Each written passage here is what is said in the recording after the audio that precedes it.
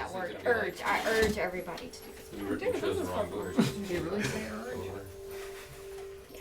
I urge people. You must. But what do you really mean by that? Yeah. This is what you should do. Well, that's me. What's up? That's me. I I saw mean, myself on camera. It's what it is, I guess. It's, there's some people who DM, I see them DM and I'm like, maybe you just should have written a book. Like, Yeah. That's But what it seems like you want sometimes to you do. have ideas, Yeah. and it's different mediums that's best Yeah. for. Yeah. Alright. Is mine all mixed in? I think so. I guess last time you didn't.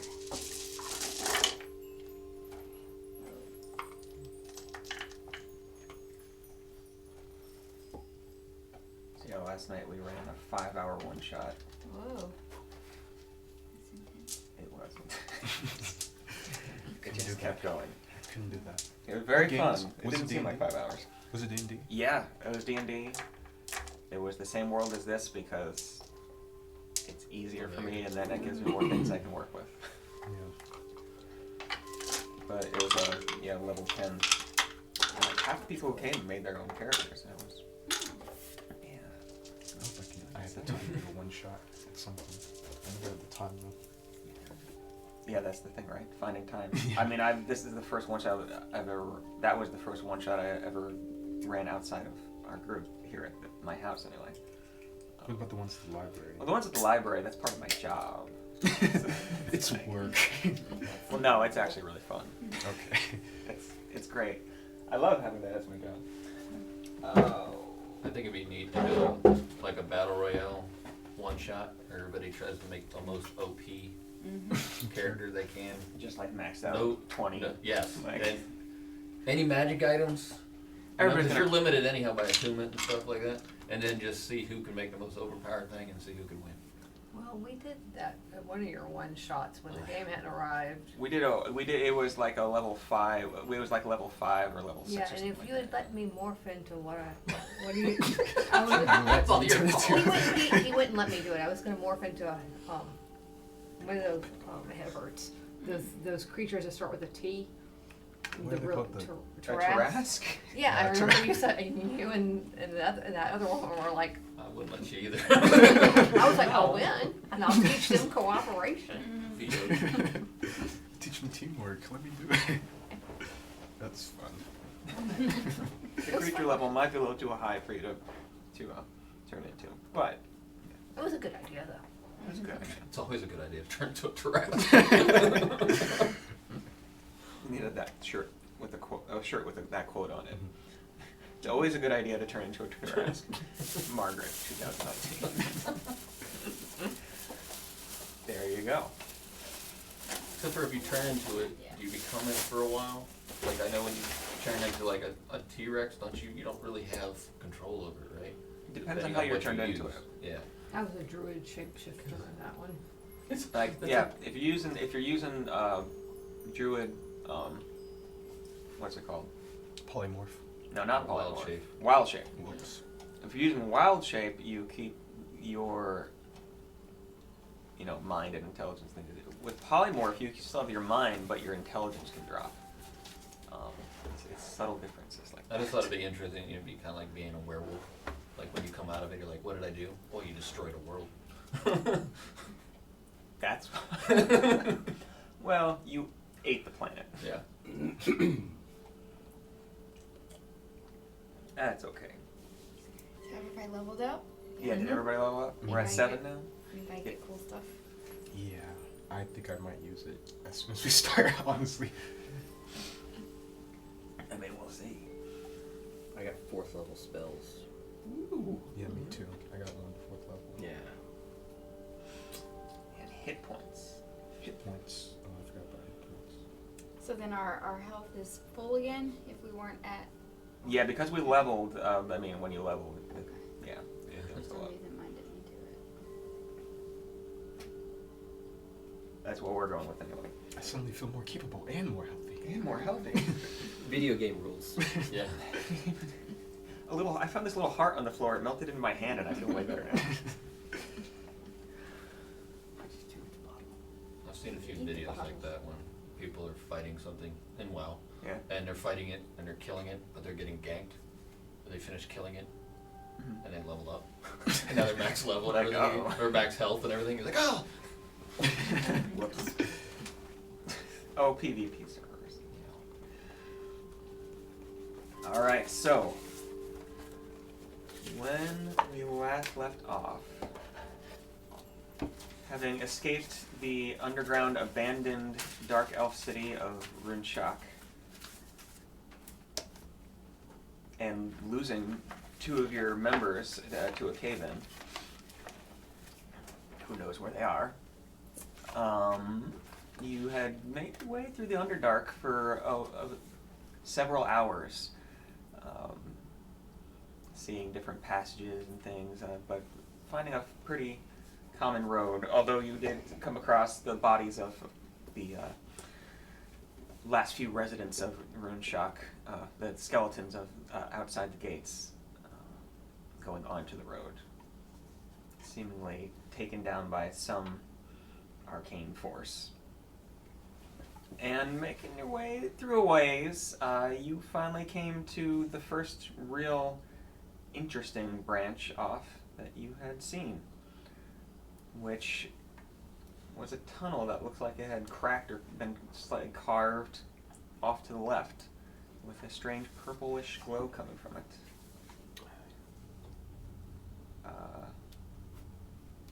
After sending in Sirthus's owl companion to check things out,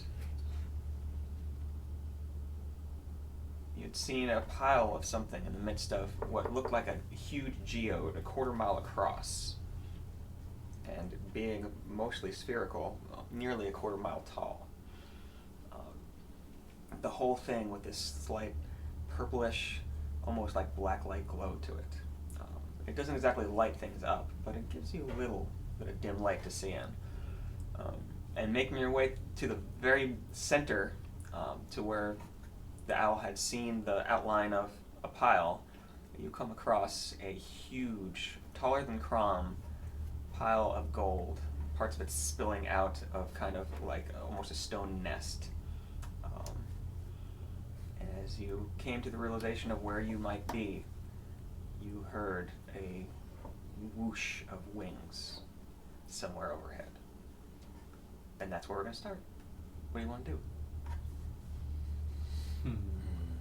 Turn around the other way. Yeah, that's what I'm thinking. No. Why? I want to at least see what it is. Well, do you want to turn around the other way? You're a ways, like you're near it to the center of this giant sphere of rock and crystal around you. Alright, I'm gonna start running and I'm gonna turn around and I'm gonna look at what everybody else is doing. Okay. So I starts running and turns around and nobody else has moved yet. I'm gonna keep running. All right. As you make your what's your running speed? That's 30 feet. We'll say you make it to about there, nearly to the edge of what we have here. When in a rush of air, you see a large shape suddenly kind of coalesce out of the dim light from above, and land about 20 feet in front of you. Alright, I'm gonna cast. We'll see. I'm gonna cast And you see- Dimension Door. A youngish but still, on the adult side of young blue dragon. Its body nearly the size of like maybe a sedan, with a wingspan going out to like 35, 40 feet. What color? Blue. Blue. Although it's a little hard to tell in the almost black lighting. Yeah, it has slightly yellowish membranes on its wings, and the keratin of the horns is kind of the same. Well, And as it lands, it kind of looks at you as mouth kind of opens a little bit, and you can see the starts of like sparking between some of the teeth. alright, I'm gonna cast Dimension Door right in front of myself. Do we hear you? Teleport over there.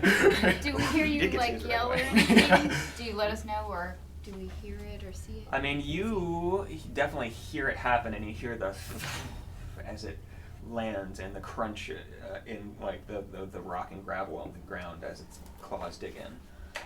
You suddenly see Sal step out of a door in front of you. Hey friends, there's a dragon over there.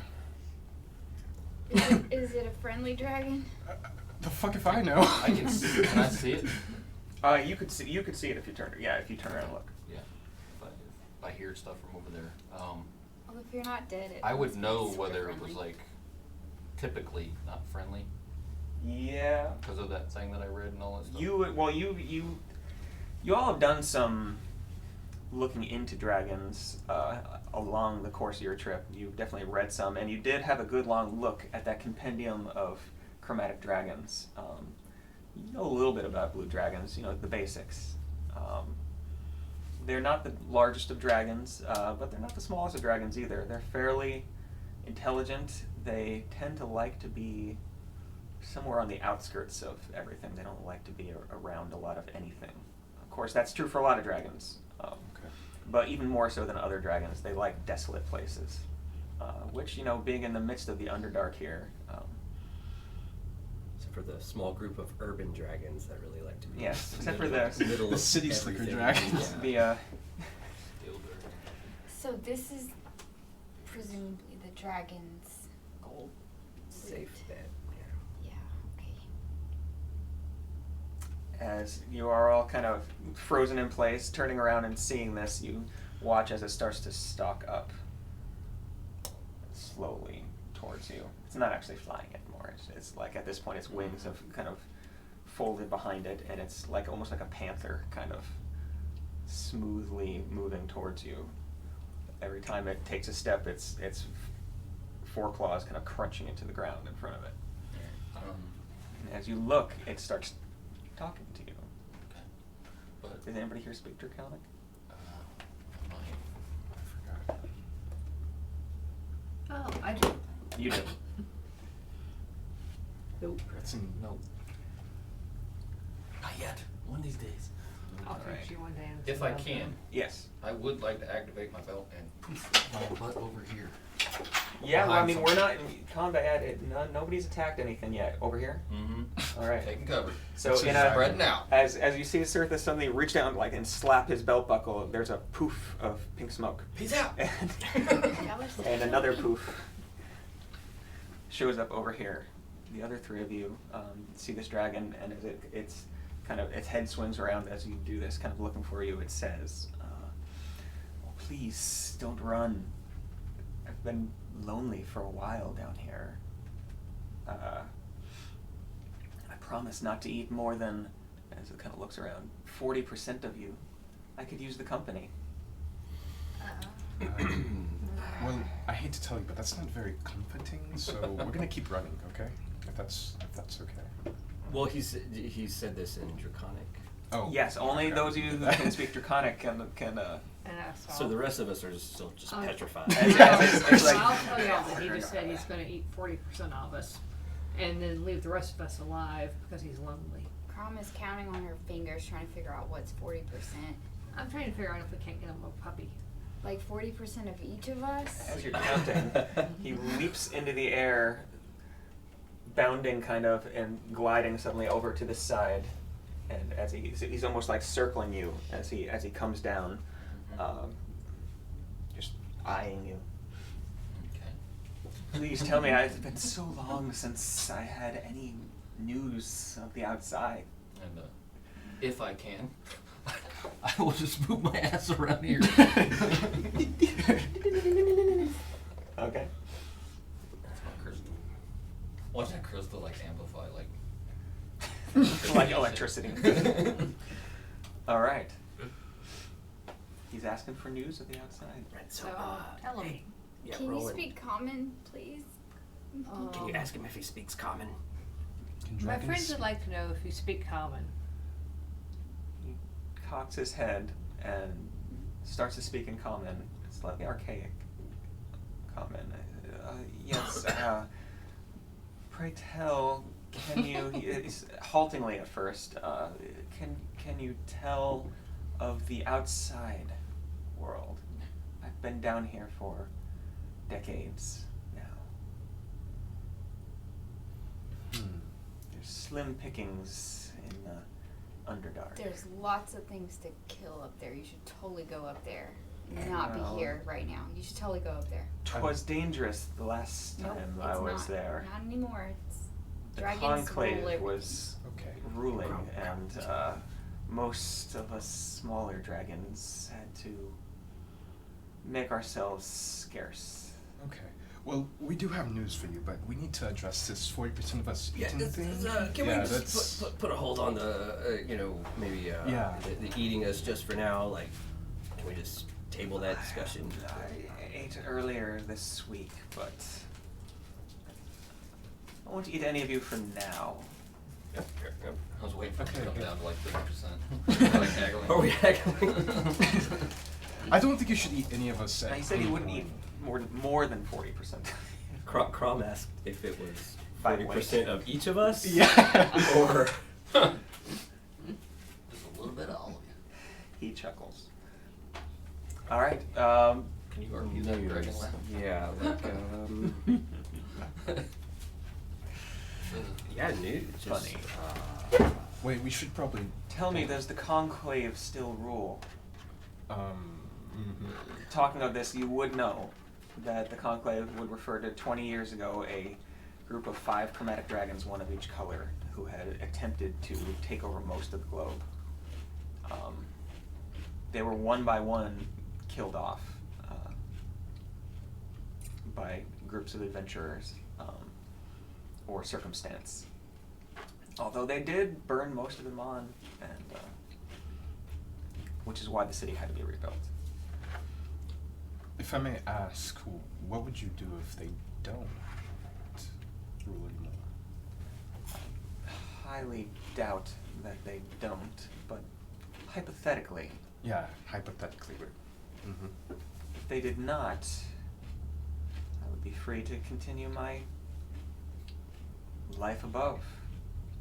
It's been a while since I saw the sun. As I said this, he kind of looks up above him wistfully a little bit. Well, wistfully for a dragon. And your life above, was it, altruistic and nice? I hope. Sure. Insight. Saying this, as you're saying this, he is slowly kind of stalking around to his left, kind of, as you all kind of turn to face him as you're talking. Yeah. So, well, as a matter of fact, I didn't quite catch your name. Ah, yes. Frithis. Frithis, yes. Well, Frithis, you will be surprised and happy to learn that the Conclave is not currently ruling anymore.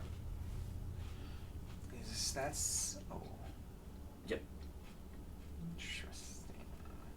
And what are all of you doing in my smallish domain? Well, we like dragons. Um, We're great adventurers who saved dragon eggs earlier from horrible people. And so we came in just to tell you hello. Now we'd like to tell you goodbye. yeah, we would like to go. Well, as I said, I need the company. I don't know that I can let you leave. Oh, well. You that might- should totally go up above. There are like lots of people that eat up there, and they taste better than us. Look how you talk Oh, to you. yeah, we haven't showered in so long. It's gonna be pretty bad if you eat us. What you mean like maybe we hang out for the rest of the day? Like we sit around and chat for a little while, or Yeah, just talk a little bit. You might need Sleepover to work maybe. for those, I just realized. 'Cause they're kinda I'm down for sneaky. a sleep. I was just gonna eat with my hands. yeah, you can't let us leave right now. You can't let us leave. Full stop. Just that's it.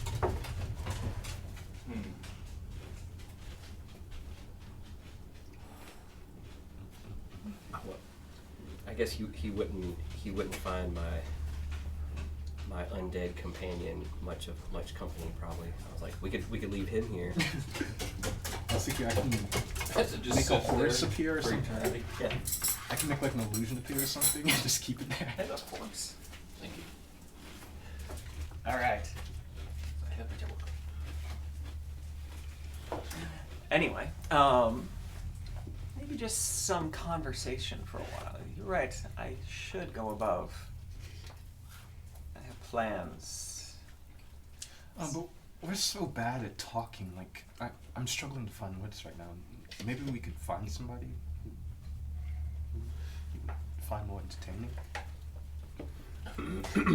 As you're speaking and all speaking, he passes behind What are you doing there? this largish crystal ring out of the ground, and I don't know if I have one here.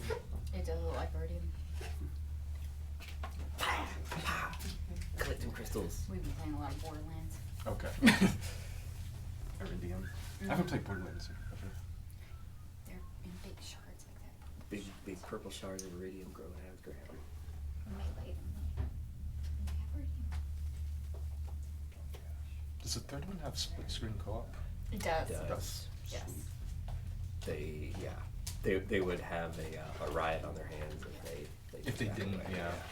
Yeah. One of As the only- you see a kind of sparking charge of electricity around parts of the crystals around that area, it kind of obscures your vision for a second, and a figure walks out around the side. Aw. Oh yeah. Hmm. So, was he not really a dragon? Was it illusion? I mean, I don't know about Can they- character knowledge, but Well, we know something about dragons. Can I try to figure out what happens, like Arcana or something like that? Yeah, roll an Arcana check. I don't know jack shit. I got a 7. 7. I mean, you've heard all kinds of stories about dragons. I was about to say it's I don't know a history check maybe on just lore. Yeah. I feel like to see if I have heard stories of human form dragons or humans that can turn into dragons or vice versa. It's a weird dragon. Kill it. Weird dragon. History check maybe? Yeah, yeah. We'll go for a history check on that. 10. 10. I mean, you've heard stories. You vaguely remember a story about a green dragon infiltrating a group of druids. It was kind of third hand. You're not sure if all if all of it was true when you were hearing it, but that was a key point to the story that this gentleman in a pub was telling you one time.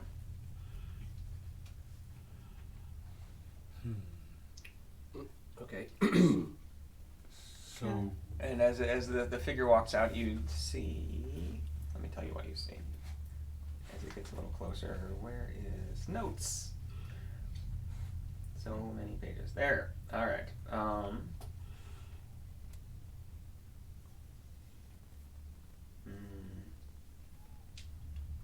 Where is? Oh gosh. Anyway, you see an elf. Strangely, with like you recognize it as the form of another half elf. Fairly tall, like 6'4", 6'5". Strangely, with like this jet black hair that comes back and spills kind of down the back, and just carrying a little baton in a strange. It looks like quasi-military kind of antique-looking uniform. oh, that's kinky. Alright. So maybe I'll join you. We'll go on a little walk. Is it a human or elf? Sure. I guess that's more comfortable than a dragon form. Why not? We can Yeah, walk yeah, back the way we came and take you outside with us. Walk and talk. Should we take some? No. No. I was gonna say, should we take some spending money What's that?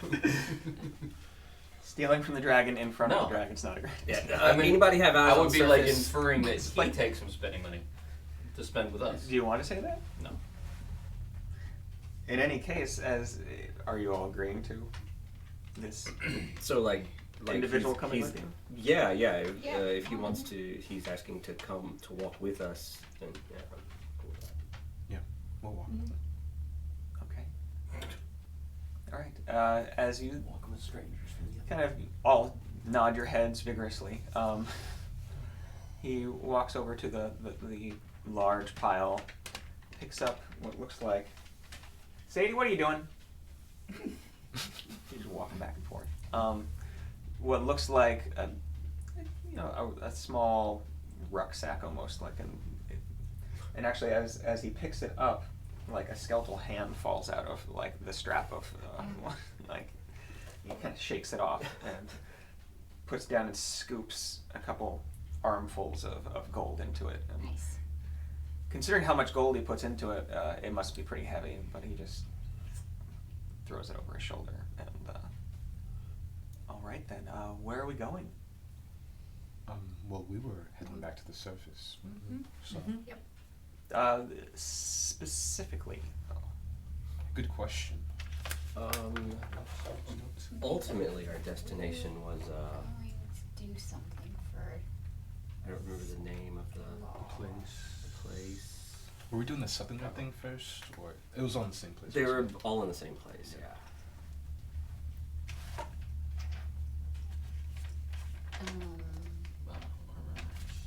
Anyway, you were trying to get Where's to the damn Aarakocra and the halfling? There I are was- note takers. Segmore or something like that? Singorn was where you had been on your way to the elven capital of the Verdant Expanse. Okay, I will write that down. I wrote it down. I Okay. didn't. You're going to check out the problems in product flow from at Texeria, the Beholder's supply of magical items. And then you are also going to just check into what the Hyles are doing in general for Lolth, because she hates them, including you. Now we hate them. Not including. Oh. Roland's okay. Full on Yeah. board. Yeah. So So we told him we're going to Signor. Singorn. Singorn. Here we go. Ah, yes. The elves. I could do with some of that. All right. Oh, What do you? you've convinced me. I will come with you. What do you mean by that? I'm sure he just means talking to elves. Right? Yeah. Okay. Like, man, I sure could go for talking to Snow right now. So, Cirthus, for some of the reading you had done, some of the notes you had taken, you do specifically remember in the history of Amon, there was a general about 20 years ago who turned out to be a blue dragon conspiring to do something. He was on the council, in fact, in charge of the military of the entire empire at the time. Sour bright gummy crawlers. I don't know what else. Did you put a little bit of everything in there? Yeah. Oh. I'm trying to. And reason? Thank you. They're gum candy. It's like they're all wet. So you have an idea of what a dragon might be, taking on humanoid form for, would be to draw power and wealth to themselves.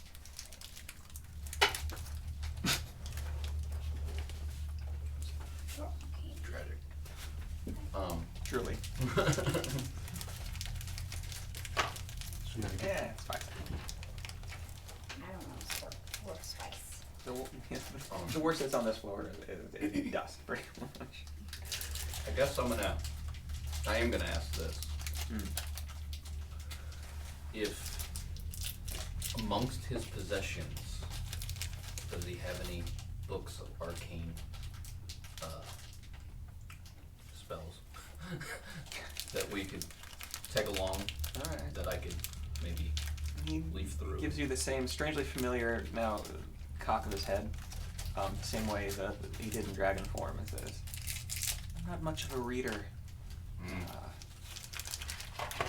Big talker, though. Big talker. Yeah. I enjoy conversation. You say that a lot. and- Nice. Yeah. Okay. We have a lot to talk about, so why don't we go? Let's take a walk. And he starts kind of You first. What? What do you want to do? You first. Is that what you said? Can I roll insight into what he means when he keeps saying he wants a conversation? Because Yeah, roll insight. Go for it. You can totally roll insight on anything you like. 12. 12. I mean, you get the sense that there is some truth in the fact that he might have been lonely down here, thinking that he was banished from the upper world because of the Chroma Conclave.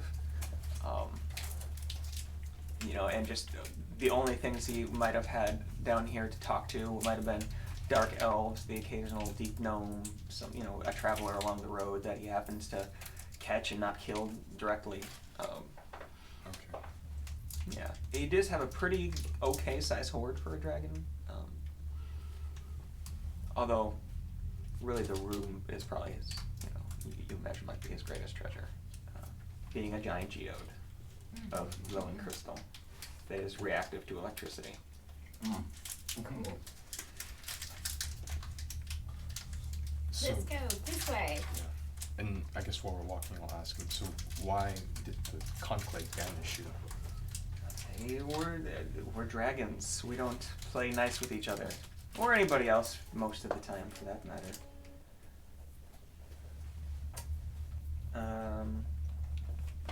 Yes. They ran most of us off. Killed a few. I was smaller than most and faster. Interesting. And, Do you give dragon rides? it is what I was gonna ask. No. Okay. Under any circumstance, because we could pay, possibly. He glances over his shoulder at the giant pile of gold and gems Oh. behind You him. can never have more. You can never have more. I don't think Or you too could much, I'm afford sorry. me. If you say so. All right. Well, And in terms of the Chroma Conclave, how much do we know about what's going on with whatever the scheme with the dragon eggs? Because we have. well, the Chroma Conclave, all 5 dragons in their alliance were killed Mhm. decades ago. The dragon eggs that you had, they were brass dragon eggs, if I remember correctly. Mhm. That one had hatched, the other had not hatched well, and the hatchling had died. The hatchling had escaped, so you have no idea where that little wormling went. But it is kind of in the back of your mind, over time, like, oh, we released a metallic dragon into the world. They're better than chromatic generally. Like, you all are very cognizant that you have no necessary reason to necessarily trust this dragon, being a blue dragon and fairly conniving. But But I don't want to get eaten. you don't want to get eaten. Well, I'll tell him You could about- always try to fight him. I am making I'm note down. of this treasure. Qualms Yeah. down. Okay. But he seems amenable, at least for the moment, just to walk and talk. All right. I guess we'll. all There's no reason to talk. like start a fight with the dragon. Question, are we headed out the same direction that we came in through? Like when we first came to the Underdark? No. Okay. You are not. You are headed out a different path. At this point, you've almost lost track of where you are in relation to the surface world. So I've got a war horse somewhere. You're vaguely cognizant that you've crossed a good amount of the verdant expanse underground. Okay. Yeah. I want to tell him about Sounds kinda funny. the metallic dragons that hatched. I won't Trample stamp? tell him that any of them died, though. I want to see how he reacts to that. You're gonna tell him about it without telling him that they died? Yeah, that the one hatchling died. Okay. So I'll withhold some information. as you're telling him this, he kind of nods, and until you get to the part about it being a brass dragon egg, and he says, "I can't say that I care. We're not exactly on great terms, us and the metallics." Interesting. Why not? Cross purposes and all that. And what would you say your purpose is? I like shiny things. I like information even more. And I like the attention. Alright, while he's talking, is there a way we can like make a plan to somehow escape him or something? I think we should somehow. Part of my plan is to be away from him. I think we should somehow get him in the middle of us, so we're flanking him. Well, as he's walked up and talked to you, he has just kind of walked into the midst of you at this point. And you are you still behind your crystal over there, or have you? Might as well. Yes. If we start leaving, We're going. I mean, it's not like I haven't like made myself my presence known. That's true. But So I as just- you've walked back, we'll say you're keeping your distance. So, we saw him grab a little to-go bag of Yeah, you know, gold. enough to buy a medium-sized private island. Yeah. So I'm gonna, I guess we're preparing to walk out of the cave, and so as we're preparing to leave, I want to ask him. So you got your gold. Are there any gear that you want to grab before we go, magic or otherwise?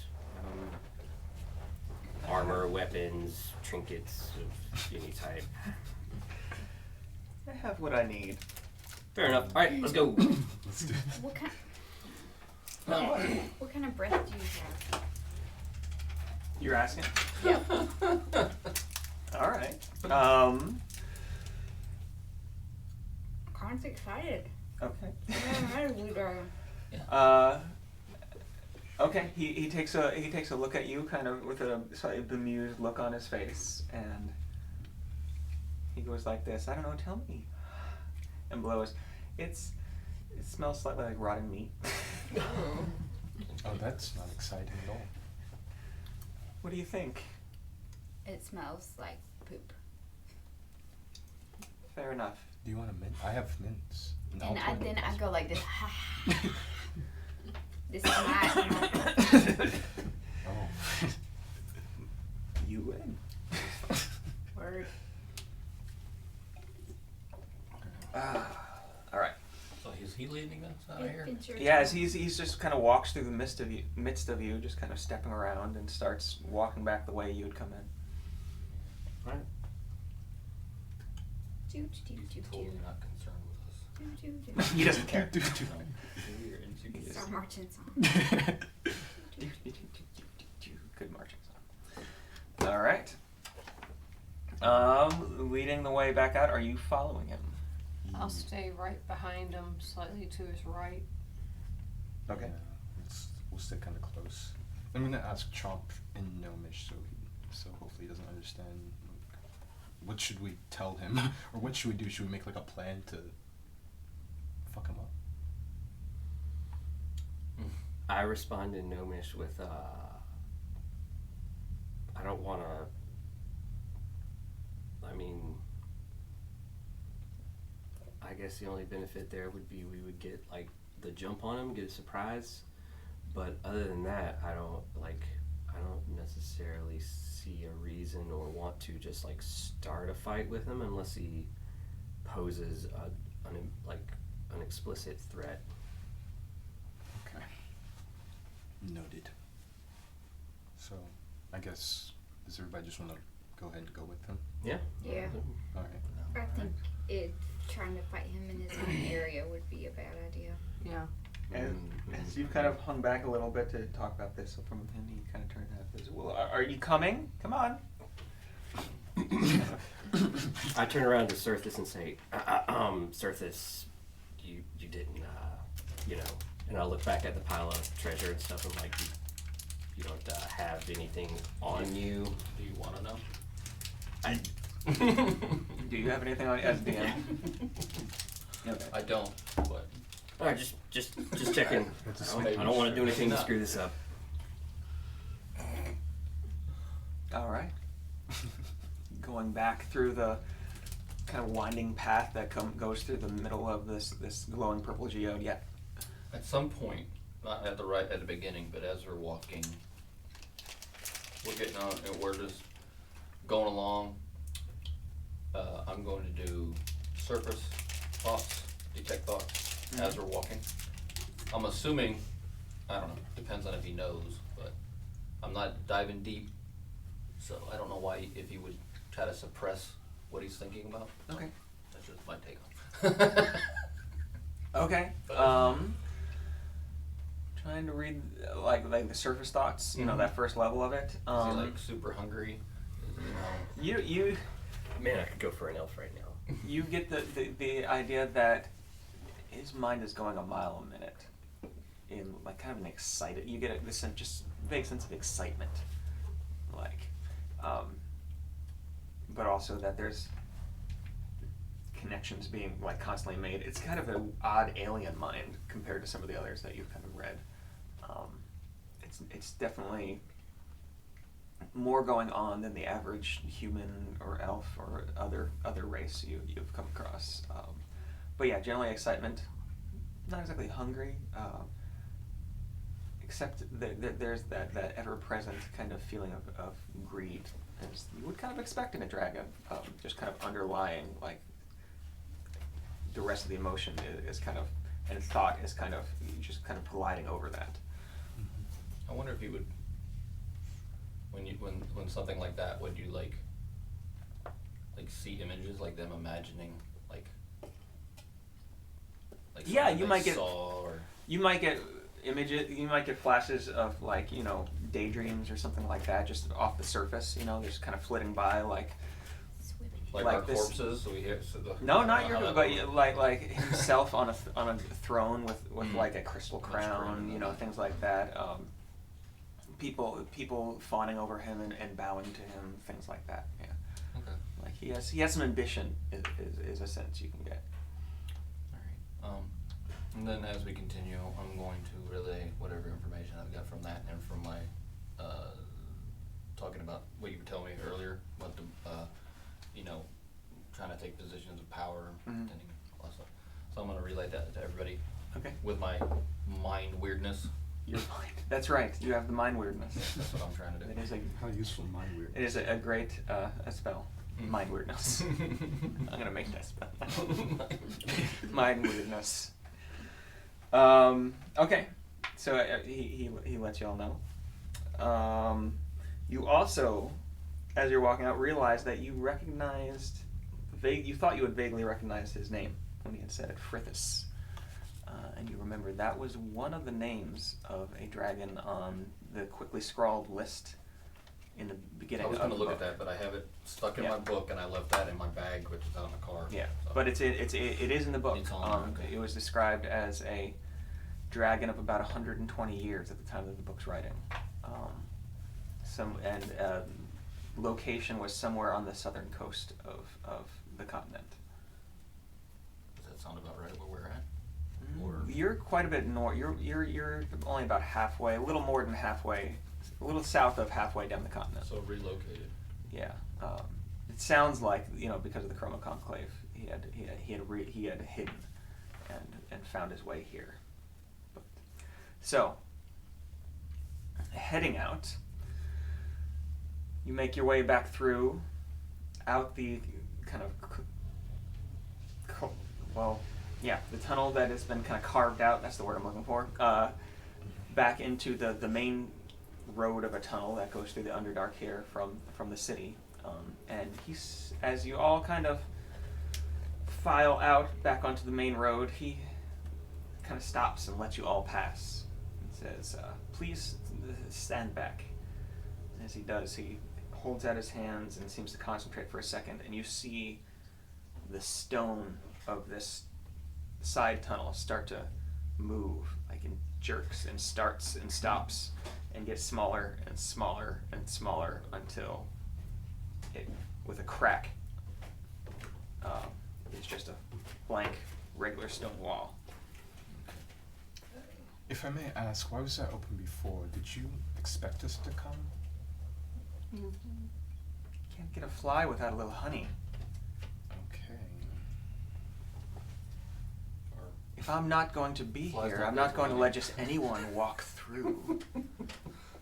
So you were here and you knew we were coming in. Well, you know, I have my ways. And he starts walking off. All right. Yes. He does at first, though, walk the wrong way. He starts walking No, back no. towards Rinchuk. I guess we'll point him in the right direction. The city's not a... Okay. We'll head up. Okay. And turns around and starts his way back. All right. You, at this point in the day, you've been traveling for more than 10 hours from Rinchak. You know, after another 1 or 2 hours traveling with this dragon, he occasionally will stop and look at something random or pick up a rock and kind of glance at it, you know, very closely and toss it aside. But mostly keeps to himself. Occasionally engages, especially Salai, in conversation.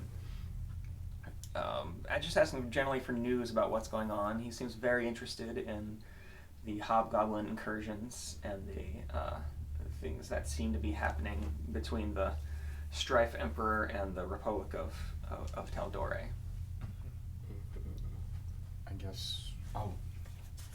In terms of that, I know about what the how they were posting up on the coast, right? The hobgoblins. Yeah, they've been pushing. You know that they've been pushing up the coast. Mm-hmm. You know that they've been effectively running a blockade on the sea of the major ports on the west coast of Taldore. Mm-hmm. And there were rumors of a large force moving up through the verdant expanse on the west coast when you had descended into the Underdark. You haven't heard much since then, and it's been more than a week, maybe a week and a half, maybe even nearly 2 weeks since you have descended into the Underdark. It's been a good amount. You've been here for a while. I want to see how he reacts to this question. Look, I want to talk to him about the Myriad. See if he's heard of them. Oh yes, I think I'd heard something about them. Something. Yeah, there's some new outfit over on the East Coast. And From Wildmount, I believe. And clearly, there's fear around the conclave, but they're all dead now. But is there a way they could come back? Or I mean, we're not. And he kind of chuckles and says, "We're not as the gods are. It's a bit harder to bring us back. Some of us figure out a way to keep on going. in what way? As you might. How would one such as yourself? I know this might be hard to grasp, but stay with me. How would one such as yourself continue to exist after your own death? Ooh, ooh, ooh. Yeah, that Yes, seems like this a question. small, delicious-looking one in back. Eh? and I'll point to my raised, reanimated That's bugbear. very good. I forgot that he was with us. Yeah. And his name is Hugbear. Hugbear. Yep. And Hugbear the bugbear. Yep. The zombie bugbear. That sounds like he needs a theme song. Hugbear the zombie's bugbear. And I will be telling him to hug people as when appropriate, if somebody needs cheering up or. Good, we have a theme. Yep. Hugbear. Okay, so, like I said, quite close. Maybe not in such a mindless elementary form, but yes. One might continue on in soul and spirit anyway, if not totally in corporeal form, as what you might call a lich. Oh. I've heard rumors. Can dragons be liches? Oh, yes. I mean, we're much more powerful than one such as yourself, so.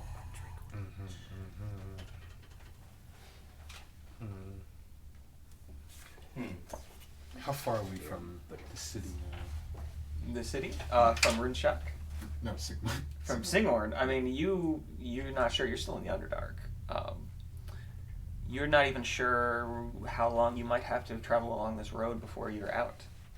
You just know that it's still slowly making like a slight upward twisting and turning sometimes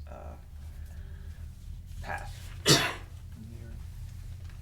Occasionally a stream might cross it. Occasionally, once again, you go into these larger caverns, smaller caverns. Sometimes you come across just a chasm that spreads as far as you can see in the darkness to either side and above into darkness and below into darkness with just a stone bridge crossing. But everything seems to be in fairly good condition, considering that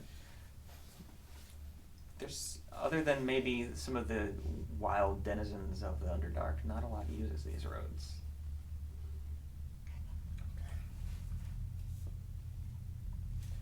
What do we know about how the Conclave actually acted? Were they like tyrants? Or? I mean, they were. So they were led by a ancient red dragon who was thought to have been dead, but had actually survived,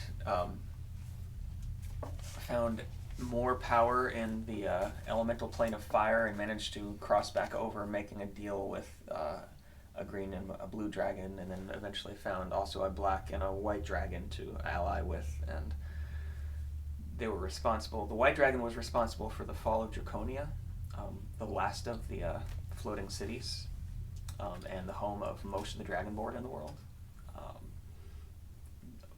Totally destroyed the city, and nearly wiped out both of the draconic races on Exandria, both with tails and without. That's a whole nother story, though.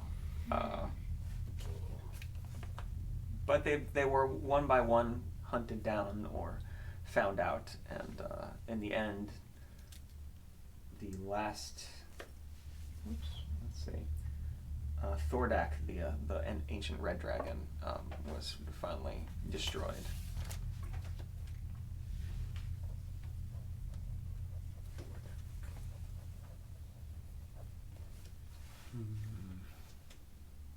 Yeah, but it's been about 20 years since then. Okay, so that wasn't too long ago. I thought Not too long ago. It's in like, for some of you it was within your lifetimes. For others of you it was when you were children. I don't think I was alive. No, you had not quite been born yet, but it still was fresh enough in people's memories. You've definitely been told. Yes, it's not like anybody in the world could have ignored this. There's large swaths of Taldore as well as other continents that were burned and razed. A lot of people were displaced, a lot of refugees, a lot of people moved around at that time. But most of the world has recovered. Bless you. Most of the world has recovered since. Okay.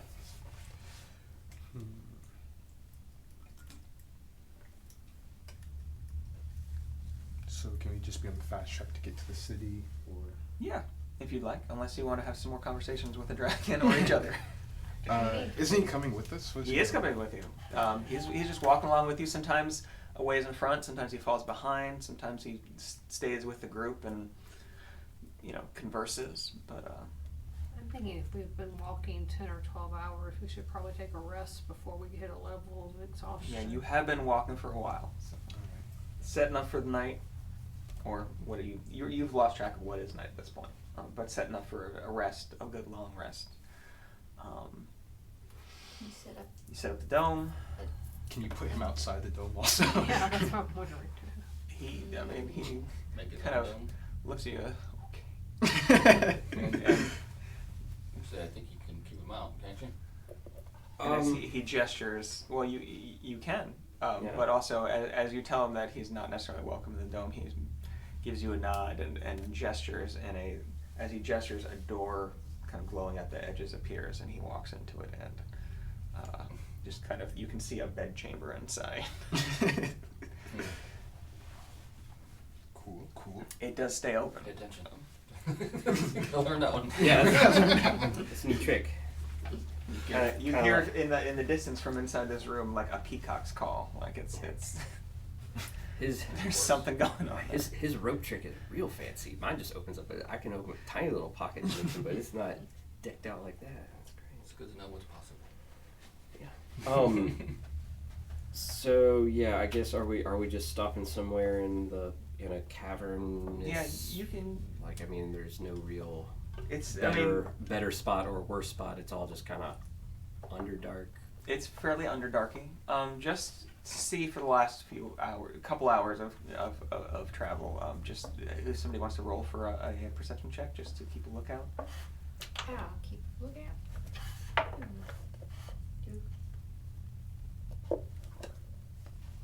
14. 14. Okay. You see a few things every once in a while. This place is not devoid of life. There's definitely less than you might see above, but a lot of fungus. At one point, you see what looks like almost a humanoid-looking fungus that seems to be shambling along slowly. It comes across the road in front, and about 100 meters in front, kind of turns to look at you, and what you could only describe as a face, even though there's no eyes or anything, and then turns back and keeps walking, and kind of spores kind of drifting behind it. Keep moving, buddy. You see several good-sized spiders over time. They all seem to ignore you. Cool. Strangely. Not so strangely. Yeah. Oh, I remember why now. Well then, You remember why now? Instantly forgot about the pact we made with it. With the queen of demon spiders. Yes. Yeah. So yeah, I mean, we might as well, if we're gonna take a long rest here. I'll ritual cast Liamin's tiny hut Okay. and make it a nice, comfortable Yeah. temperature and humidity, and I'll walk over to the wall of the hut and like set What are those smart thermostats called? I can't remember. Anyway, I can't remember. Yeah. Anyway, yeah. So you're able to take a long rest well enough in the hut. And I also cast Animate Dead on Hugbear again. So he doesn't turn and kill you all. Yep. Okay. Now with Hugbear in there, they're a little bit larger. It is a tight, pretty tight fit inside the dome, because it's only 10 feet across. Is that right? 10 foot radius. 10 foot radius, so 20 feet across. Okay, so not as bad. I mean, there's still room, It but says nine creatures can fit inside of, if they're medium or small. as he kind of stoops over and kind of squats to fit inside, because he doesn't need to sleep. He does take up a significant portion of 1/4 of this dome, but yeah. So you take your long rest. You don't need sleep. No. You need very little sleep. Yeah. Keep an eye out with my birdie. Okay. I mean, yeah, not much. I mean, the regular things kind of crawling by, large and small.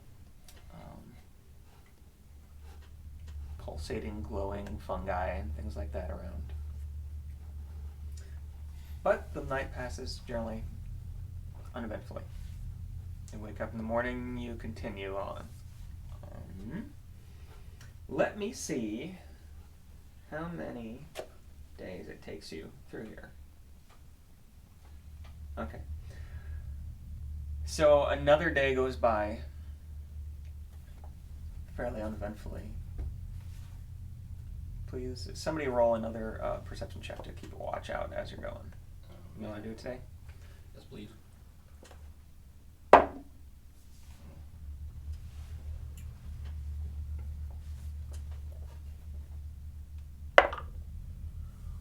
Ooh, what is it? 15. 15? Alright. I mean, at one point, about halfway through the day, you do notice what looks like a good-sized pile of rocks along the side, about 100 feet away from you, shifts as you're kind of walking out of one smaller tunnel into a slightly larger chamber. Okay. I will. It just like, it almost seems to like shudder and just move slightly, like almost it was rotating a little bit, and then it looks like a pile of rocks again. I'll relay this to everybody but the dragon. Rock Using monster. mind weirdness. Okay. Because I don't want them to know that I can do Okay. That's fair. So we're walking along and that happens. And he sees it in front, and he lets you all know using his telepathy. I want to go look at it. Okay. Because Crom is like used to fighting things and it's been very uneventful. It has been. And she's like, You didn't even get to fight that something. dragon. I know. So Okay. can I investigate or? Yeah. Make an investigation check.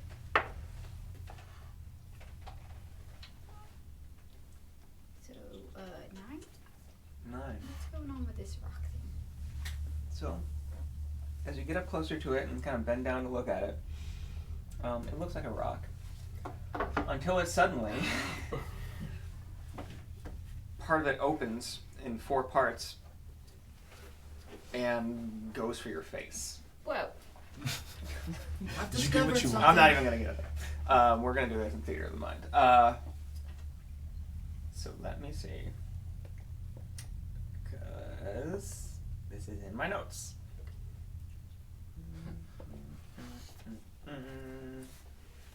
There you are.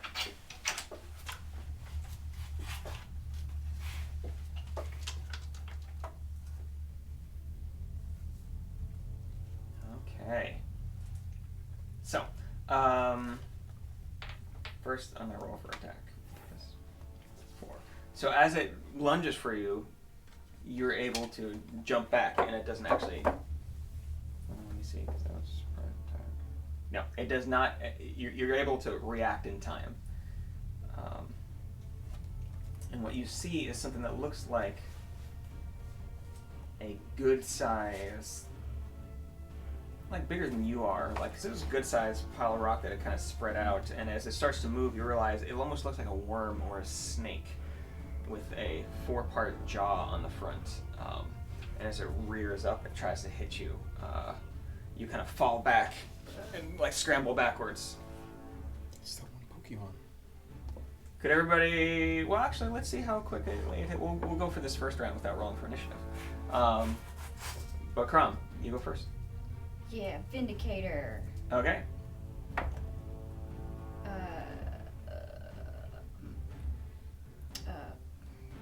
Numbers. 24. 24 will hit. Yeah. Go ahead and roll damage. Stick to the 13. 13 damage. All right. As the Vindicator, this just massive piece of metal of a sword just swipes through. You catch it. It's got pretty good armor, but you managed to take a chunk out of it. Okay, cool. All right. And I'm not done. Extra No, attack. you have another attack. Ugh. That's terrible though. 12 hit? 12 does not hit. Oh, okay. As the second one goes, it kind of clunk and like almost rebounds, and you feel like a vibration through, and it stings your hands a little bit. This thing seems to have almost stone-like armor on the outside of it. This rock is so very. Also, rock-like. it's very rocky. As you were hitting the first time, I should say that it hit it a good bit, but it didn't do as much damage as you expected it to. Mm. Yeah, makes sense. Can I use a reaction to like, hey guys, I found the thing. Thing is the Found rocks. the thing. The rocks are doing stuff. You all see this happen as Crom kind of went out in front, even though you had warned nearly everyone. I sigh. Ugh. Why are you guys over here?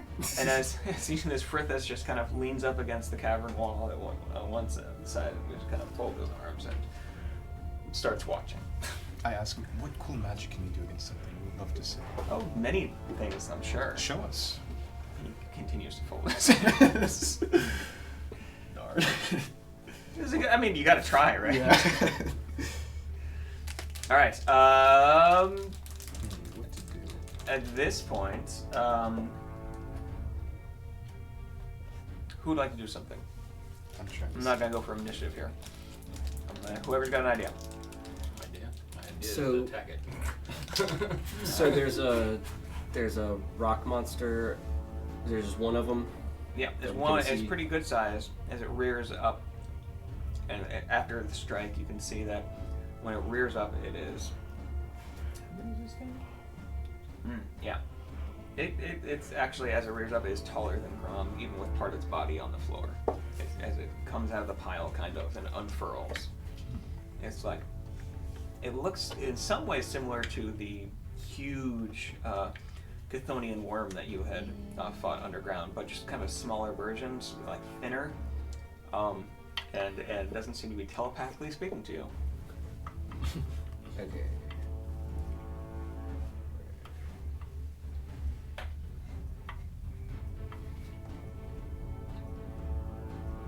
In the midst of its four jaws, too, you do see a beak. Like, it clacks. I was gonna say, I'm not actually looking up, but I heard the sound. I mean, you gotta make sounds. I'm gonna cast Phantasmal Force. Okay. Creature. He has to make a Go for it. intelligence check. Intelligence check or saving throw. Saving thumbs up. Yeah, it's an 8. Got an 8, so he fails. I'm gonna take out my sketchbook and I'm gonna draw a giant pickaxe and bring it out, and takes 1d6. 1d6. Okay. There's something else that does. I think so, yeah. What does it do?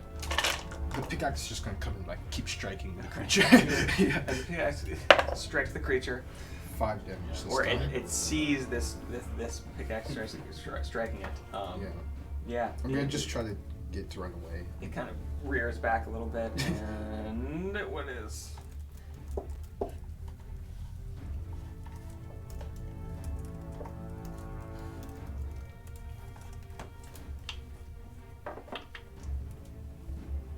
Because it's illusion spell, right?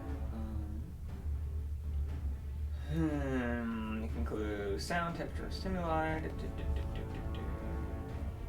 foot cube, only perceivable to the target. Yeah, so the rest of you see it rear back after. So I says this and kind of rubs this bit of fleece together.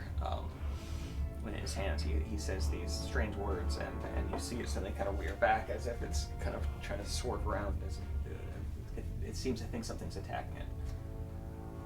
All right, It took 5 psychic damage also. and 5 psychic. Okay. Anybody else got an idea? Am I able to attack? Yeah. Go for it. Yeah, we're not. Well, I'm not going in initiative this time. So as you think of things, we're just going as you would actually think of them. So Crom can switch weapons again?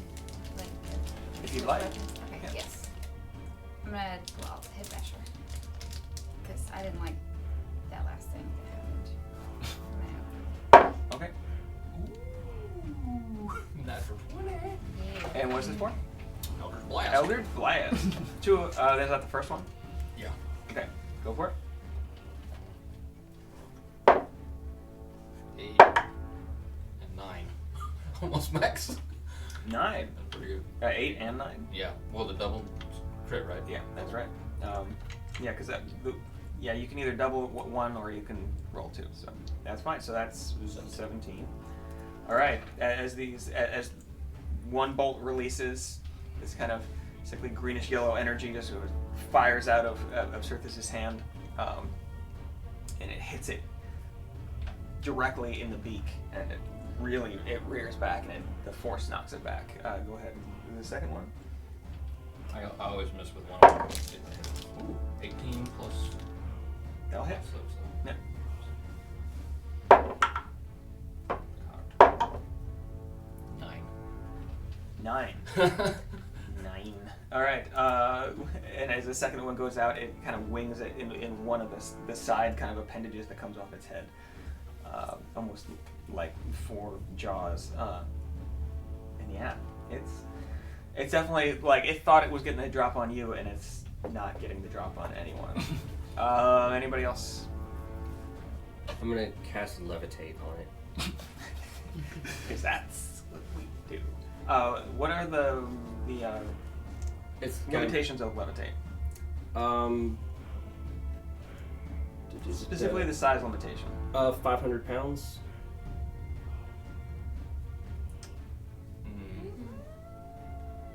This is close. Like as you cast it, I'm gonna say it. Yeah, it's this thing's heavy. Okay.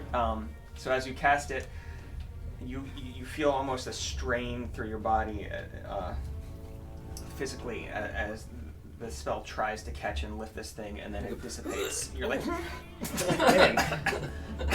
and you start coughing. Like again, you taste a little bit of like copper in the back of your throat, almost.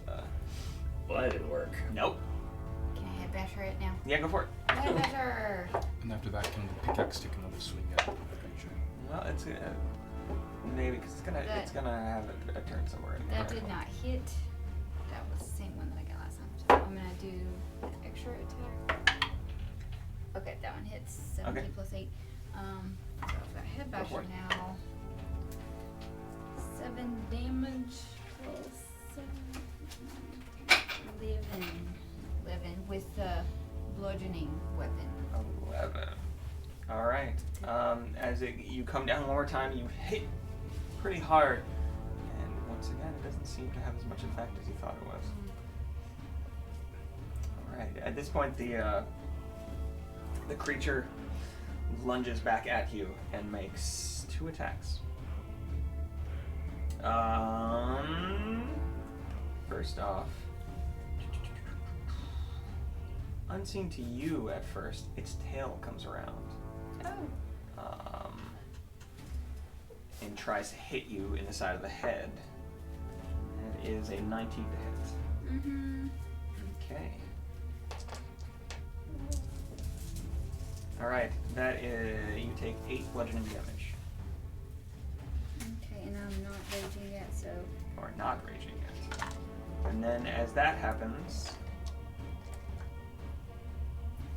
these tentacles seem to slither from around the beak out of you know not where, and it lashes out with them at you. That is a 15 to hit. I'm gonna use kind That of does words. not hit. Oh, never mind. It does not hit. All right, as they lash out, they kind of like whips around your head, but they don't quite hit you. Okay. That's the end of its turn. What are you doing during this? Spacing out. Spacing out? You Yes. know what? That's perfectly okay. As Roland is Roland is it just kind of like watching all of this. is just kind of standing with Frithis, the dragon in elfin form. Just the 2 elves standing together like, huh. Yeah. Like you seem, even though you know it's a dragon, you feel this kinship with him, Yeah. just because of the form he's taken on. All right, back into the fight. It's taken its turn. Anybody else wanna? You said you wanted to pickaxe it. It took 2 more psychic damage. 2 more psychic damage. So barely. As you, once again you see this thing kind of rear from nothing as it kind of looks around for a second, seeming to see something that you don't. All right, anybody else? No. Attack with Elder's Blast again. Okay, go for it. I mean, it's still fighting, right? So. Yeah, it's thrashing around, and it's like its tail is whipping around, and it's It's a natural 1. And then I gotta look.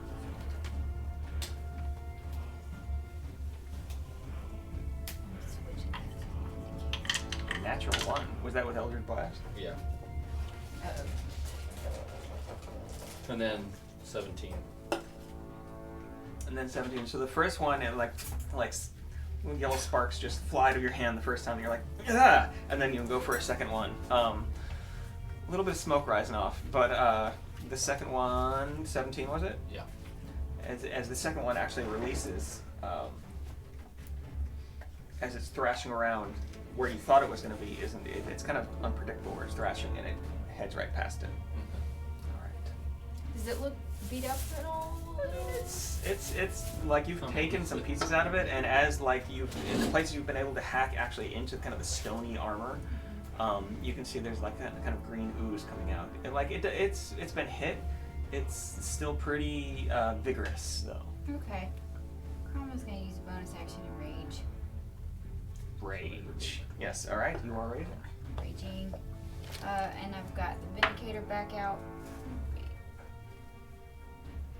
13. 13 to hit does not hit. Okay. So Vindicator back out as you draw it and come across. Once again, it's just thrashing and moving, and it's tough to hit. Alright, I'm gonna reckless attack then. Okay. I'm like getting pissed off. Okay, good, I got a 19 on it. Alright, That'll hit.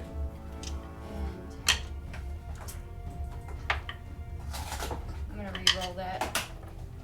Okay, 7. 12. 13. 14. 14 damage. All right. You the second time around, like it miss on the first time and just circling above your head, and you come across the same way, and this time it cracks into it, sinking in a few inches into the side of, it's pretty big around. It's like maybe 10 inches in diameter. The like body of this thing as it kind of snakes around. Yeah, it definitely, as you jerk out the Vindicator, some kind of greenish ooze or something kind of splashes across the room. Okay, I would like to do one final thing with my bracer. I'm Oh, gonna attack actually, with yeah. my bracer. Ugh, that's terrible. Okay. No, it doesn't hit. Okay. And then one more time, as you reaching back and you try to, with the spikes on the bracer, try to one more time get it and mark off one of the, because you can only use that twice a day.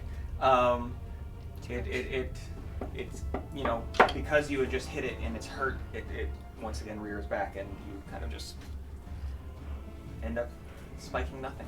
All right, John. I've got an idea. I'm going to. So. We've done some damage to it, like it looks. Yeah, like it's definitely there's like a couple good sized gashes in it now. It's definitely bleeding out whatever this ichor is, kind of. And it's as it does, it's making a lot more of those kind of clicking sounds as it kind of. It's harder than Chrome likes. Well, I will. It's not very squishy. Yeah. Too much armor do sometimes hurt. Well, I don't know if that's the thing. yeah, but I mean, nothing that I know how to do. But what I can do, I'm going to magic missile, Cool. and I'm going to channel it through my arcano-mechanical armor to do more damage. So I'm going to cast first level magic missile, All right. and I'm going to use a second level spell slot to increase its damage with my armor. All right, go for it. Roll for what's Magic missile Yeah. is auto hit. that's the auto hit. That's right. So roll for damage. So it's gonna be 3 darts. All of them are gonna go to it. I mean that makes sense. Yep. You just throw one that The dragon. Oh yeah, and it's also going to. I think the alchemical casting does 2d10 extra force damage. All the damage is going to be force in that case. All right.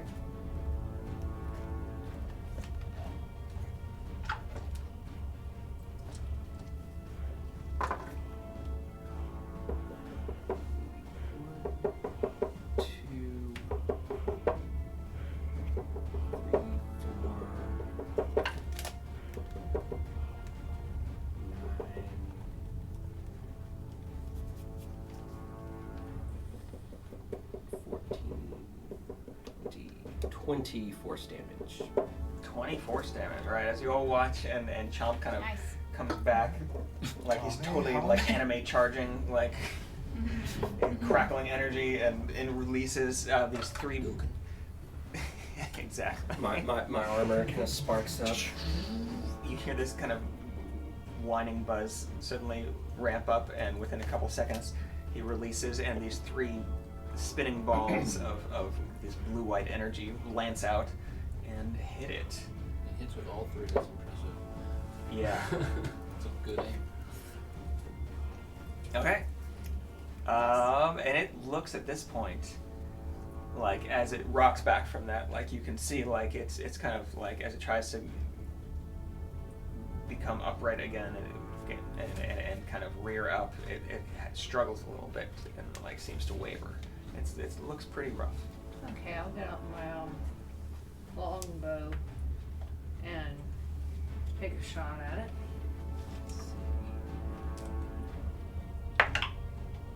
Oh, and I missed spectacularly. 8. 8 does not hit. 8 does not hit. So the longbow, one time, I mean, you're just kind of lazily sitting there. You're just like, all right.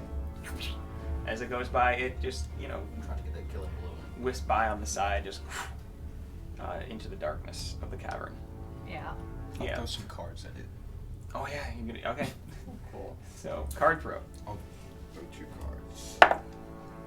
9. 9 does not hit. Man. Wow. You're strange. I say you have to say a quippy 15 also one-liner does with not a hit. Creole accent. So as you as Salai Hawkeye. takes out like his hands like this and kind of throws, he's Gambit. 2 kind of glowing cards, what looks like playing cards, fly off on either side of this thing's head as it's once again kind of wavering around like this, but it manages to split the difference and is not hit by them. I need some practice on this. And one more time, as it comes up, it's going to make... It gets advantage if it's gonna get me. That's right. Its tail... Thank you for reminding me. You're a good player. Its tail comes back one more time and tries to smack you upside the head. And that is a 24 to hit. I'm gonna use Oh yeah, that hits. I'm gonna use my reaction to do And- kind words and say "Tail Whip, how original." It'll still hit. Never mind. Okay. I still used it. And you take... Because you are raging now. Yeah. You take 8 bludgeoning damage, reduced to 4. And as it comes across... As that hits you in the side, it's once again its few tentacles from around its beak whip out in desperation because it's looking really hurt, and it's trying to kill the nearest thing next to it. That is a 16 to hit. That does not hit. All right. As it does, they once again it's so hurt that it's not able to aim correctly, and one of them kind of hits you on the chest, but it doesn't really. It just kind of like it doesn't stick. All right. Can I use my can't whip to just whip at it? I think because we've been kind of going around the table, it's gonna be Crumbs. Okay. I'm going to hit with the Vindicator again. And this is 2d6. Go for it.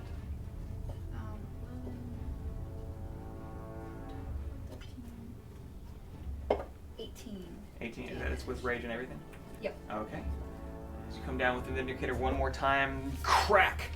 You carve the beak and a lot of the head in two. And as you do, you're kind of splattered with this kind of green, like, and it starts to like slide out the mass off your face. Cool. And yeah, Again. no, it's as No, as it's that dead. happens, Okay. it Not just hurt. falls to the side and kind of writhing in pain. Finally, just comes down. And Crom rears back for another hit. I think you got it, Crom. You got it. you can totally rip after another hit if you want. I'm not telling you you can't. Cool. That was fun, you guys. Fun. Alright. Let's agree to disagree. And as you all kind of walk up to the thing, it like shivers a little bit and like is still again. And We all jump back. Yeah. Crom just thinks it's important to keep us on our toes and not get lazy and keep our skills up. it's true. It's very Just true. gotta, you know. If I rock Rock. That's what I kept monster. thinking. Rock monster. Rock monster. That's I don't know, good. but it's really good. They're vegetarian pizza sliders from Oh. last night's one shot. They're really good. You can thank Kat for them. She's really, really. My friend Kat, her and her boyfriend Michael came and they're really good. Yeah, there's mozzarella in them. They're cold, but they're delicious.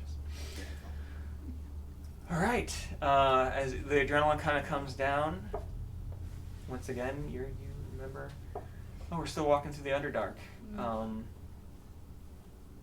this thing, as it's dead, still like as even laying there on the floor of the cavern, unmoving. It's almost kind of hard to see. Like this thing, you can understand why it was hiding so well. It just happened to move when you were looking. He was trying not to get killed by us. Yeah, it was more. It was totally trying to ambush you. I mean, this is how this thing hunts. So. I think Alright. I don't know. I don't think I'd be able to because I don't think it's a creature. That's It's That's a good question. Is it? No. waste of spells Is it till I a- find out. I mean, it's up to you. No. No, I'm not gonna try it. No. All right. Hugbear's an only child right now. I'm gonna mumble something about I need to learn more spells. Need an army of the dead. That's not what we're looking for. All right. As you all are sitting there, Frithis yawns, kind of pushes himself with his shoulders off the wall, and shall we continue then? And just starts walking on ahead of you. Yeah. up the road. Thanks for the help, Firthis. And he waves lazily over his shoulder. This guy.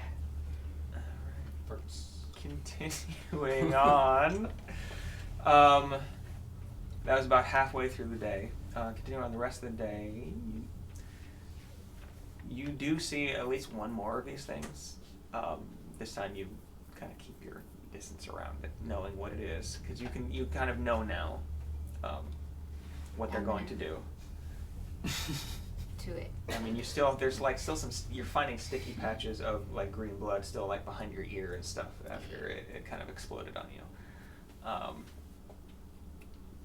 It's more messy than it is worth dealing for, really. But yeah, near the end of this day, you come to a set of stairs, broad stairs, like 10 feet wide, carved into the living rock of the earth here. And you start to feel more cold.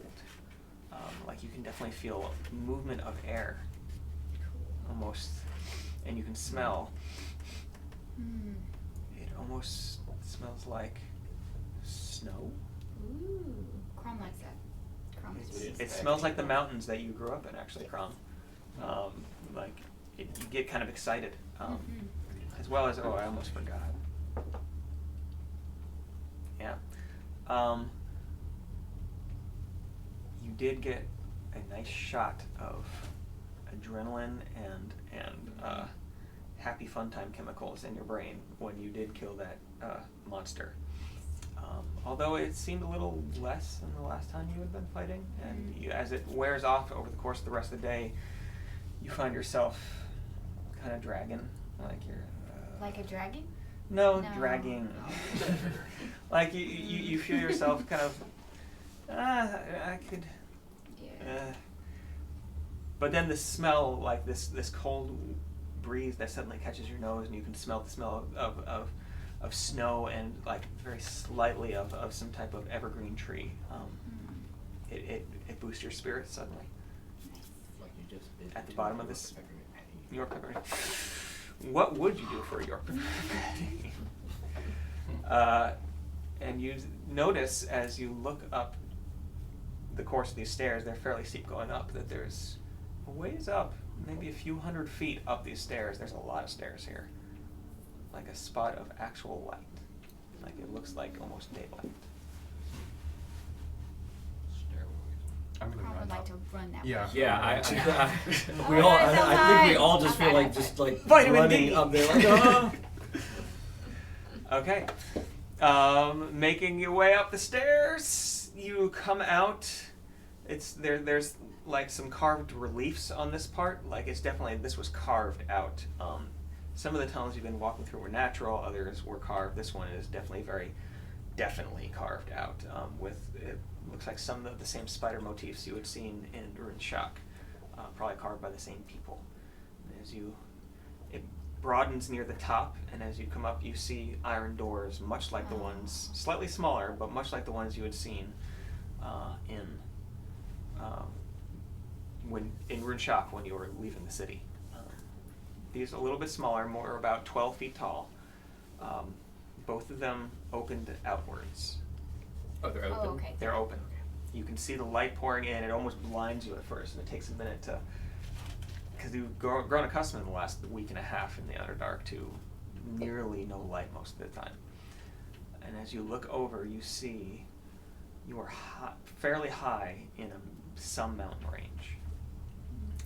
A large forest spreading out. It's the sun is going down. You can see in front of you to the west, and between you and the sun, a large forest expanding into the distance, into the haze, as far as you can see. The foothills below you, kind of riding into the trees, and a pathway continues leading down the mountain from here. Alright, I guess we'll walk down. Yay. Do we know where we're going?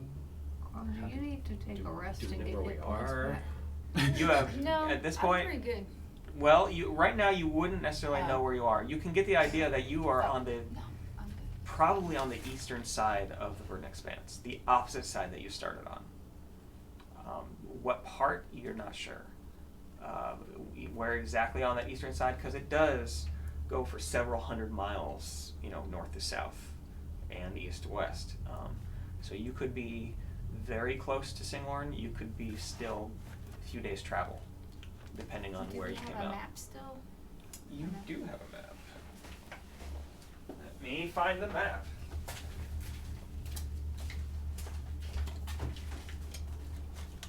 I'm an outlander, wanderer From the mountains. from the mountains, so Okay, I can. so there is the map. Yeah. We're going So, for abilities. the Verdant Expanse is this entire green area. You started up here into the Underdark, and you have no idea what. You guessing that you're probably somewhere in this mountain range on the eastern side of the Verdant Expanse. Okay. Could Crom tell, generally that's where we are and what direction we should head? Can I roll for it for my wanderer feature? Roll for. I'll say you can roll an advantage for a survival check to see if you can figure this out. 2 19s, and then plus, you said a nature or a survival? Survival. Yeah. 23. 23. Comparing where you're seeing to the map and kind of looking up, because you can see along, as you look to the right, north, you can see, with the sun going down, the rest, a good amount of mountains to the north of you, as well as mountains to the south. And a ways off, maybe 7-8 miles distance, you see what looks like a line of white coming down a cliff on a mountain, which you identify as a distant waterfall. Knowing a little bit about the map in the area, you're guessing that you are actually fairly near Singorn, actually. Maybe less, maybe a day's travel, maybe less, depending on how it takes you. You'll have to go through the forest a little bit. The forest. Oh, that's actually an okay IPA. I'm not always a big fan of IPAs, but that's pretty good. Yeah. I hadn't tried it before. I read the little description and it was like a limited, limited release thing or whatever. I always like to try some, Yeah. seasonal stuff or whatever. And they said it was kind of fruity and Yeah. it's not as bitter and It's like. citrusy. I like yeah. that. That's good. This Does is our dragon near- friend seem lost? This is near. No, he just kind of, as you come out, he takes a deep breath of the air and says, "Yes, finally. It's been a while. It's just about like I remembered." How long have we been down in the Underdark at this point? You were down there for a good week and a half. Like a while. Yeah. Fighting your way through, going through the tournament and all that. Oh yeah. We've been down there. We've been. It's been a while. Sorry, I'm gonna get some carrots. They're good for me. But yes. Oh, that's set a place for it. Right there. Looking across, he said, "Well, lead the way. We're going to see the elves." All right. There is a track in front of you going down. It's a fairly okay looking road, not much used, but an actual road. Kind of winding its way down, switchbacking down this large mountain, which you're about halfway up, into the small foothills and disappearing as you look into the forest. The sun is just about to go below the horizon. We should set up camp. Yeah. All right.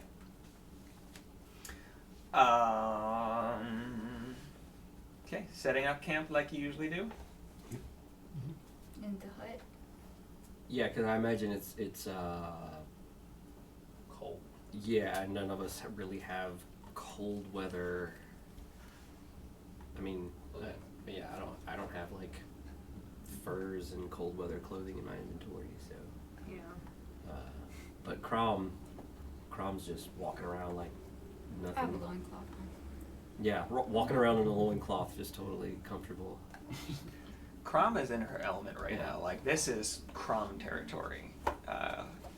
You kind of see her like she picks up a little bit of snow off the side, because you're at this point you're past autumn. You're in almost in early winter. Like, you're in that transitional, and there's definitely snow covering quite a bit of this mountain, even almost down to the foothills.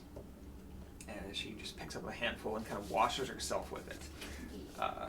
You all kind of watch in disbelief, Snow, making snow angels. like making large snow angels. Goliath-sized snow angel. What creature left this? There be large angels in these hills. That's where legends start. So yeah, All right, setting up the dome. definitely sit down, do some Lehman's tiny hut. Frithis rolls his eyes and waves his hand once more and goes into his bedchamber. This time you see as he walks in, right behind him, passing the door, kind of looking at you, a leopard with a gold-studded collar on, look at you and cross past. Well, You got a nice place. Exotic stuff. So yeah, Lehman's tiny hut, crank up the heat. cast Animate Dead on Hugbear. Okay. Crank up the heat. It's comfortably warm. The snow actually starts to melt inside the dome, but you actually shovel out quite a bit of it beforehand probably, so it's not too wet. Not sleeping in mud. It's Yeah. well, and actually here, as you shovel off the snow, it is not too deep at this time of the year, but there is bare rock under it. There's not much dirt up here. In fact, the highest trees that you see up the slope are still below you. You're above the tree line here. This is a pretty tall mountain range there. Crime will keep first watch if we're doing Well, don't have, remember. that. They don't sleep, and I don't Oh. sleep and I just Okay. scan the area. with my Why bird. does that feat exist? Like it's a great feat, but It's a Eldritch invocation. that's right. That's right. So I have to give up other stuff. I mean, really, other than this, it's kind of just flavor. Okay. Over the course of the night, you watching. Roll a perception check, actually. Let's see what you see. Do my birdie. Yeah. Not me. And for yourself, for that matter. Good. Well, are you switching back and forth? Or are you watching all through your bird? Probably just do my bird. Okay. But So I'm what do you pretty got? sure I failed. Yep, 10 even. Best roll. Okay. I mean, it's dark. I'm gonna get. Yeah, but I can see the turns. At one point, I get fired as guard. the wind picks up more. And some blowing snow. You can see clouds crossing over.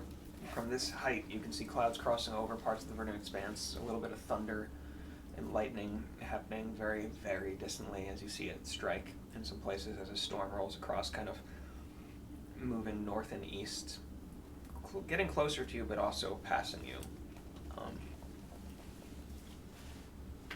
It's pretty desolate up here.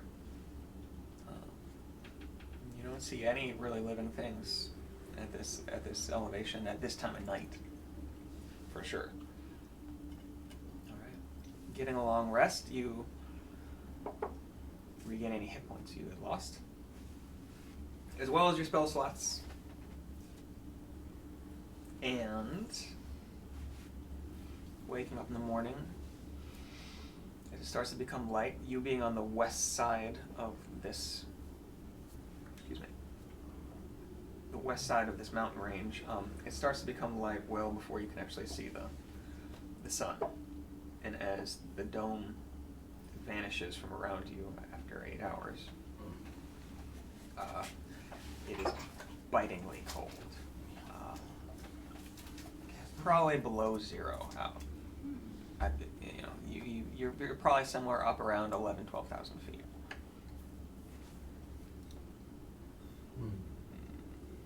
And just blowing, occasionally snow coming across from the drifts, the small drifts that are around, as it hasn't built up much this time of the year, but it's starting to. We should probably try to get off this mountain. I was just wondering if we could ask our new friend again if he gives dragon rides. ask them again. As you're waking up and kind of bundling up after it, and making sure like any clothes you have, kind of putting it on, any hand warmers or whatever you have, cracking them open. We are headed down the mountain, right? Yeah. Yeah. Yeah, you can head down the mountain. I could For sure. I could possibly go find help. Bring people back to. Frithis walks out of his little thing, his kind of glowing doorway. He puts down a steaming, half-empty cup of coffee to the side as he walks out and says, "Well, good morning to you all." And the doorway vanishes beside him, or behind him, and he seems to be dressed in kind of a long fur kind of robe of a coat, like something out of the Chronicles of Narnia. Maybe Very stylish, but, let us borrow some clothes. A gold chain kind of on the cloak right here. He says, I mean, we are yes, helping. you'll deal." And he starts walking down the... He's not very friendly. I mean, he's friendly enough. He likes talking to you, but he doesn't really care about any of you. You get the sense. I would imagine Crom is just confused as to why we're all like. Well, in Crom, you're mostly uncomfortable fine. You have the ability to survive in these kind of things. You're just like, yes, and you kind of skip off. For my little buddy, though, I'm gonna try to insist that we get some warm weather gear. I was gonna bet. Thanks, Crom. I'm miserable here, so yeah. Yeah. I kind Every of conversation he does, he tries to start, I'm going to turn into how cold it is. So I'm gonna talk to the dragon guy and Okay. just be like, dude, we're gonna die here. They're gonna die. They're gonna die if we don't get some warm clothes. So why are you even with us if you don't care if we live or die? Like, So help he's- us or just go without us because we're gonna die. He stops. Make a persuasion. Oh, good Lord. Can I help? Guidance me? I can't guide you, but Okay. maybe inspiration Go for it. or help. You can help? Yeah. Yeah, you can help. Okay. With the help, I rolled what- a 13. Yeah, I mean, if he's helping, then you Oh. can roll an advantage. Oh, okay. Like you're also making the argument that Yeah. you're all gonna die. Got a 13. Got a 13. All right. I'm annoying the crap out of him. He sighs heavily, closing his eyes, opens them, looks back at you all, and snaps his fingers. As he does, a kind of pile of rough skin cloaks and things kind of appears in the snow, kind of making a little bit of a cloud of dusty snow as it appears. Awesome. You're able to clothe yourself well enough. They're not the nicest things, but they're warm. They're not nice. He's not. Well, no, it costs more magic to make nice things. I said no, never mind. I just don my leather armor. Just put your leather armor and tough it out. Well, it changes into different clothes, so I'll make it look like it's warm clothes. Put on my Clothes are actually warm clothes. So it looks like warm clothes. nicer warm clothes. It looks like. Oh, that's Oh, right. yeah, Yeah, you you're- put it on and you're like. Salai just looks better than all of the rest of you most of the time, but also now. Damn. Can you make it look Like- better than the dragon? That's what I want to see. Well, I mean, he can try. Yeah. The dragon's got really this kind of elven Lando Calrissian thing going on. Yeah, he's looking pretty good. Yeah, I grabbed some furs and wrap up. All right, heading down the mountain. It's not deep enough that it makes it rough terrain or anything, or difficult terrain. So you slowly, as you come down the mountain, it gets a little warmer. After a few hours, like 2 hours, 3 hours, getting down closer to the base and the little foothills that come off the range, there's just a slight dusting of snow over things, and it's just around that freezing point. Like, it's definitely warmed up. It's right around that, maybe 33, 34 degrees down here.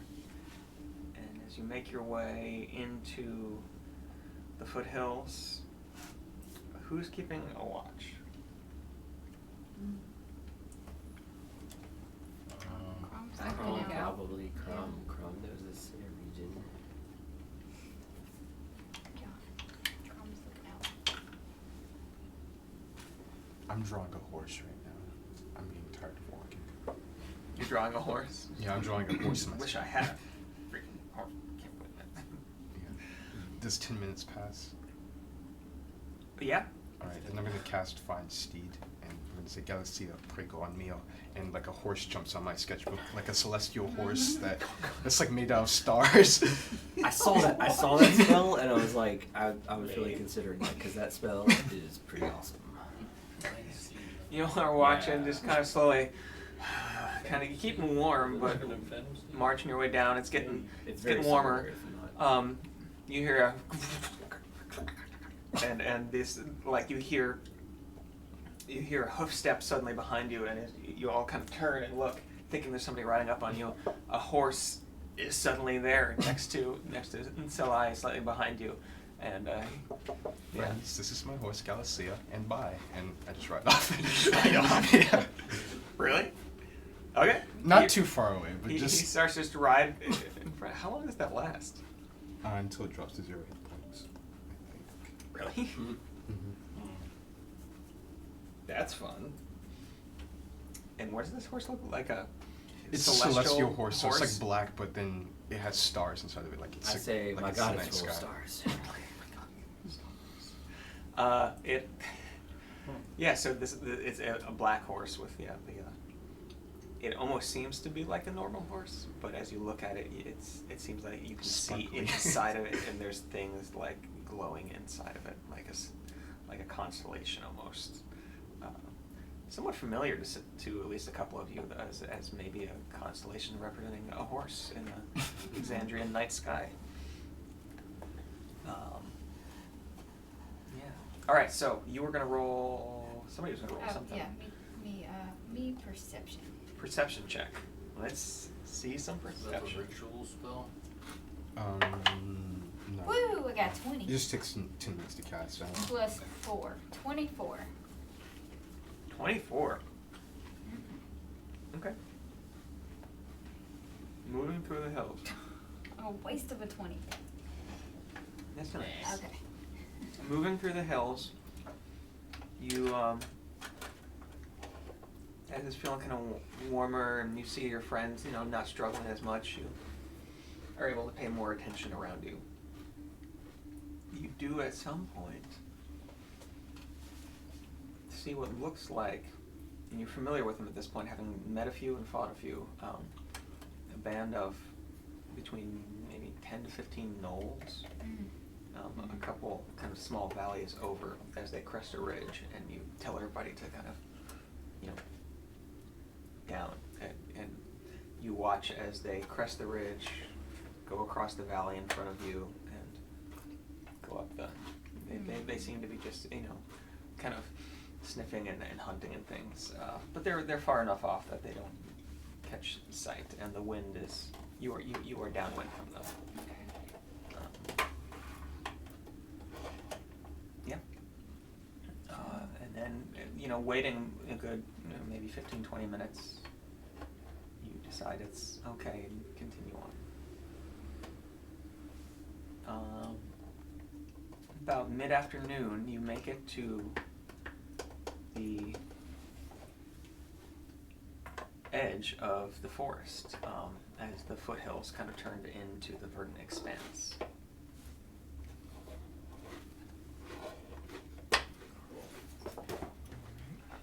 All right. The road continues on.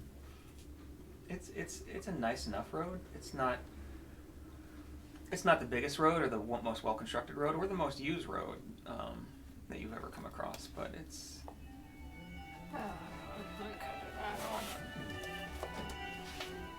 What's it phone? Oh, we entered an enchanted forest. So you entered. I mean, it's known as a somewhat dangerous place. Oh, pretty different kind of music.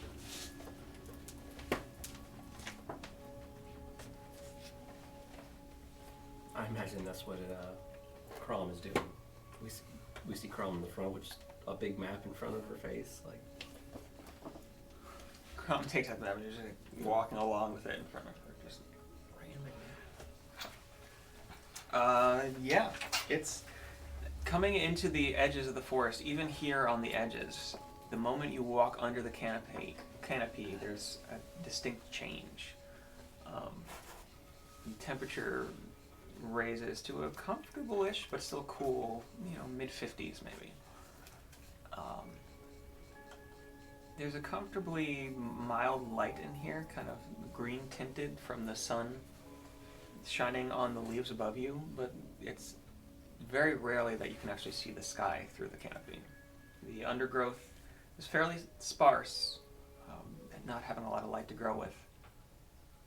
And you start to hear more animals than you might have. You start to feel just slightly more maybe at peace, but also in some ways more wary for some of you. This being you've never been in a place like this. except for you. You grew up in this forest. Maybe not specifically this part of the forest, as it is a large expanse of verdant, being the verdant expanse. But this is comfortable and familiar to you. You feel more at ease than you've been in years, suddenly. Good. Yeah. As the rest of the afternoon wears on, as you know, you're coming up to, you're feeling fairly tired.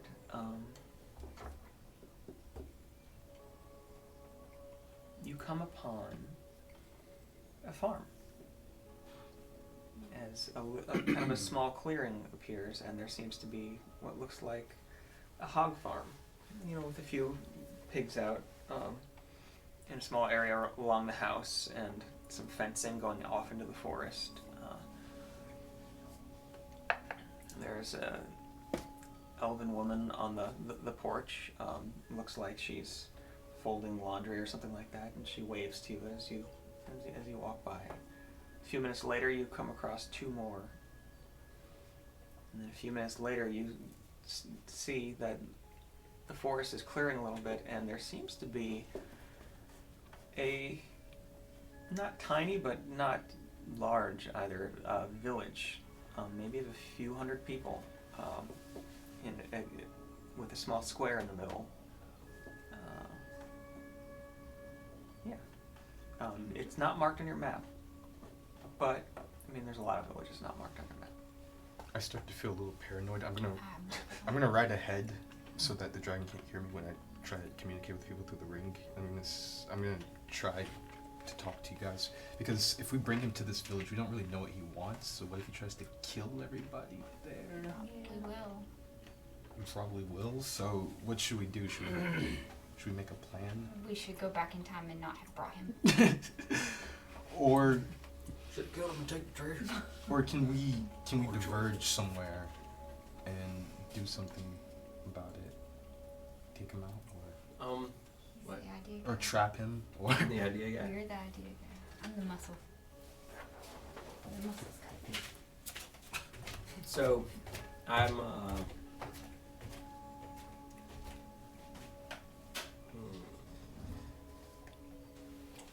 Yes. What are we doing, idea guy? I have an idea. So figure out how to word it. So, I mean, you have no idea what the dragon is going to do coming into these kind of places. Like, Right. from what you had found, just kind of on a cursory mind reading, he doesn't seem to necessarily want to kill things, although he needs to eat occasionally. He wants attention, and you get the idea he wants attention and power and wealth. Those are his kind of cursory, glance motivators, anyway. so I don't know how. I think. So I turn my ring. I turn my ring on a quarter turn, and then just kind of like loudly say to Firthis. I'm like, so Firthis, you excited about seeing about going into town, population center? He looks over at you. Presumably for the first time in a while, like being in the city and seeing people. He looks at you over at you pleasantly and says, "Well, I would call this a population center." As he looks over it, I mean, it's a pretty idyllic looking little village. You can see wood smoke rising from different places in the forest around it. With different clearings around. It seems to be a farming community. And as he kind of looks over it and he gestures, he says, "I'm much more interested in the more metropolitan areas, but the road goes on." So you just want to pass right through this village? I mean, it's as he gestures up, you can see the sun is going starting to go down. Like, it's close to the end of the day. We might as well stay here. I'm sure it would be more comfortable for all of you. Thank you. It's very, very considerate of you to think of our comfort. Half sincere in my tone, like. Make a deception check really quick to see if he picks up on the sarcasm. Sorry. I'm supposed to kiss his butt, not be sarcastic for them. Well, I think, half sincere. Like, yeah, you have. It is sincere Yep. in that, like, And you are so- concerned now, but like you haven't been this whole time. And so the DC is going to be lower. But, Right. yeah. So you said deception. Mm-hmm. You're not good at sarcasm. Oh shit! I got -1. That is a 1. A 1. He looks at you, kind of raises an eyebrow,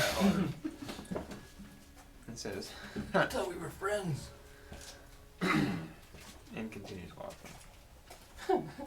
You're mostly beneath his notice. Other than that, you're entertaining.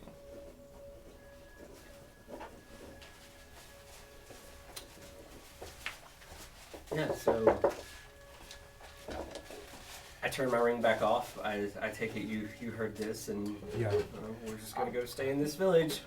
I'll say I guess another reason why I want to ditch this guy is because he's a loser also. So can we figure something out? Also, like the rest of us, or among other reasons. Among other reasons. Yeah, I mean, can't we? I don't know what happened when we left, but can't we just say like, okay, we brought you here, bye. He said he's more interested in larger, more metropolitan cities. Like, this is just like a little farming village. He Okay. wants to get to the Yeah. big cities. We're staying here. We live here now, so you can go. I'm telling him this. I'm like, okay, bye. We live here now, so you can go to a different. We already told him where we were going. Oh shit! I mean, you can try to make a deception check. Not good at that. All right. Neither am I. Okay. But I am. And he just continues walking into town, closer to the what you see now, coming down a small rise. You can see the town in kind of this shallow valley, in a large clearing. This village. One road going through it, a couple little side lanes in the main part of the village, but no other roads coming in it. One coming in, one coming out. It's square in the middle of the village, with an off-center, good-sized well there. Looks like a little, like a stone round well. And yeah, it looks mostly the same as most villages you've been in. Do we see a sign anywhere that says, like, welcome to... Welcome to home of the 1997 state champions. No. Have you talked to any village people? You haven't actually got. You're only kind of. You've waved to a few farmers and people on your way in. And going into the village, you do start to come across some actual people moving up and down the road here, in and out. So yeah, they're mostly elves, a couple humans. Okay, I'm gonna ask him what this town's called. All right. You get the attention of one elf going by. He kind of stops and says, yes, it's named Bira. Bira. Alright. This may be a weird question, but is there a courier service here? We need to... Are you joking me? Anyone close by? He said this is a clearing. I mean, it's like the town is in a larger clearing. Like, there's not many clearings in the Verdant Expanse, but this one is in a clearing. So you can actually see the sky. And there's You can actually see the sky here. It's brighter, and it's in a little bit of a kind of a bowl valley. Yeah. Are you? And the elf almost walks away, but then stops and looks back to you and says, "Are you a? How do they say it? A band of adventurers. Something like that, yeah. Oh gosh, there were some more of you in town about a week ago. Let's just don't start any fights. All right. And he starts kind of walking away. No worries. We're not those kind of adventurers. Yeah. All right. And he keeps walking out of town. Yeah. Making your way into the more center of town, you see. Oh, there's a few businesses. There's an herbologist. You see a little tavern pub type place. Doesn't even look like an inn. It's just one story kind of little place. There's a couple of 2-story buildings. And they're all in kind of a Tudor style, like an old school, like the white walls with the beams kind of going through like this and stuff like that. It's a pleasant little place, idyllic looking town. There is, however, just across the square on the far side from the tavern, what looks like a filled-in hole with, at the back side, just a few pieces of wall of what used to look like it was a stone building. But it's definitely like there's a little bit of mounding of loose earth and stuff, and the whole, a building size area has been filled in. I bet there are dead bodies in there. I was thinking mass grave of the last adventurers that came into town. Or their collateral damage, the wreckage of whatever they started. Yeah. All right. What would you like to do? You're in town. The dragon just kind of leans up against the well, kind of off center from the middle of the square, and just waves to people as they come by and smiles. He's just people watching. I guess. Well, I say we go to the tavern. That's a good place to start. To not start a fight. To not start a fight. But I do That's- want to figure That's out, right, Crom. Crom will Do not fight. Start a fight. I do want to figure out what happened. Yeah. And Firthus, I'm sure you would enjoy talking to people in the tavern. They have the best news of the world and stories and. We could try that. Sure, why not? And he starts to follow you into the tavern. Which, as you walk up, you see a sign with looks like the head of a pony sticking around a rock wall, and it says "The Discreet Pony" on the bottom. Oh. Okay. What? No telling. It's a nice. And as walking in, you see a nice enough looking place. Wait, first I'm gonna ride off a little bit. I want to go into the woods. You're gonna go in the woods? I need to talk to someone. Discreet pony. Oh, you need to talk to someone. You discreet pony, you. The rest of you walking into the Discreet Pony. I'll say I have to use the bathroom. Bye. All right. And so I rides off on his glowy celestial horse. All right. I'm gonna try the contact vest. Oh. Um, Okay. I'll take out the rolling pin and put it up to my face like a microphone. Vest. It's like. Okay. Because this is not part of your class, but make a religion check. You know, I thought about that on the way here, like when we were talking about like what's going on and how we made that deal with Loth. I was like, you know, we had some dealings with other gods. 14. And I was just wondering, what's up with them? 14. Wait, I'm gonna inspire myself because I really want to talk to you. Okay. I'll allow. 14, 19. We checked in with Okay. the other part of the party yet?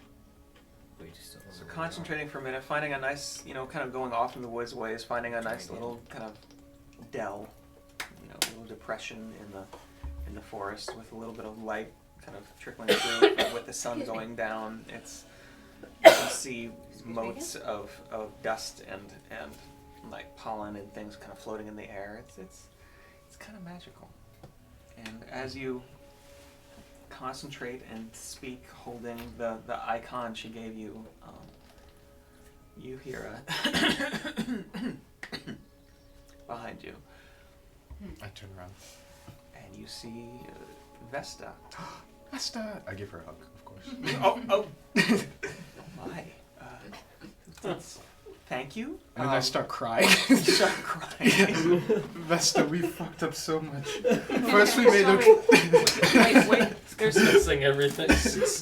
Hold on, slow down. There seems to be something. I feel there's something off about you. I show her the spider tattoo. Oh. You done fucked up? She kind of steps back for a minute and crosses her arms and says, "Well then, what's this about?" I don't know, it was an off day, peer pressure, you get a tattoo, you make a pact with God, it happens. But, and I guess I told her everything that happened that day that we made the pact with Loth, and I want to get her advice on what to do with this dragon. and what to do about Loth. As she nods and kind of follows along, her frown deepening as you go on, and just, she kind of, she doesn't take a step back, but she leans a little bit away from you as you go on. You get to the end, and she says, "Oh, well, yes, she was never one to trust. I don't know, why did you summon her? I don't understand. Anyway, can We were any just of you messing read? around. I'm just I wouldn't mess with her. I mean, as it is, the Archard barely managed to drive her away. Okay. In any case, you're kind of stuck with that now until you manage to find your own way out. I'm afraid I can't help you with that. Okay, do you know about, she wants us to handle chaos or some kind of Oh yes, something? the Chained Oblivion. The Chained Oblivion. Sounds really cool. You really have stepped in it. Yeah, we into a big turd right here. The Chained Oblivion nearly killed Ayun, the god of knowledge. It was only a miracle that he was able to be locked away. It was able to be locked away. He's not like the rest of the gods. It's something else. Good luck. What's about this dragon? I don't know that I can help you with any, but a dragon I can help with. It's a blue dragon. He doesn't seem like he might be that malicious, but we're not sure. We don't know what to do about it. They're all malicious, dear. Well, All of them. well, is there a way we can trap him or convince him to go back into hiding, or? I have one piece of advice for you. Make better life decisions. Okay, noted. So let me get this straight. I saw one of you, which I believe was Roland, yes, in a tavern, no more than maybe a week ago? Less than that. And in the time since, you have made a pact with a beholder? The demon goddess of spiders. The Beholder was more of an undercover thing. I feel like that was a good decision. You have to give me props. Tell yourself what you need to. Okay. And, let me get this straight, a blue dragon. Not so much a pact in this case, but you're traveling with him, you said? Yes. He's down at the tavern right now. Yes. She takes a deep breath, closes her eyes, and lets it out in kind of yoga breathing, like in through the nose, out through the mouth. All right then. I wouldn't be alone with him? Okay. It sounds like you are at least amusing to him, and that's not the worst place to be with a dragon. But do you think if we bring him into a city, is he gonna do anything bad? He's probably going to take advantage of thousands of people, in one way or another. will he? I mean, he's not a red dragon, so there's that. Okay. He's not so much the fire and destruction type, it sounds like, but... I mean, in the end, it may amount to the same if he takes over a country. Well, Just fewer people eaten, I suppose, is the difference there. well, what was the capital called that we're... Syngorn. Syngorn. Is there a way we can warn them about this dragon? Or is there something you can do about that? Because there's no courier service here. And... I don't... Most elves have never really been keen on me. Oh, But... I could change that. Well, thank you. If you wouldn't mind, that would be great. And most of them didn't even know how I was. However, I wouldn't go around telling the authorities that you have been traveling with a blue dragon. Okay. If they don't lock you up, the dragon will eat you. There's no way we can tell them discreetly. You know what? My earlier opinion stands. Make better life decisions. Okay, I guess I'll be more direct. Can I ask you a favor? Is there a way you can at least... I know they don't like you, but maybe send some celestial bird to warn them about a dragon coming into town? Because if people die, I'm gonna feel bad, of course. Naturally. Well, that's good to hear. Yeah. Sure, I'll send someone or something. You're not the only group out there that I have ties with. I suppose I could see my way clear, although, like I said, they've always been more the Arkhart's thing, not my thing. This is strange coming from her, as she seems to be elven in form, if a little taller than a lot of elves, and slightly greenish skin.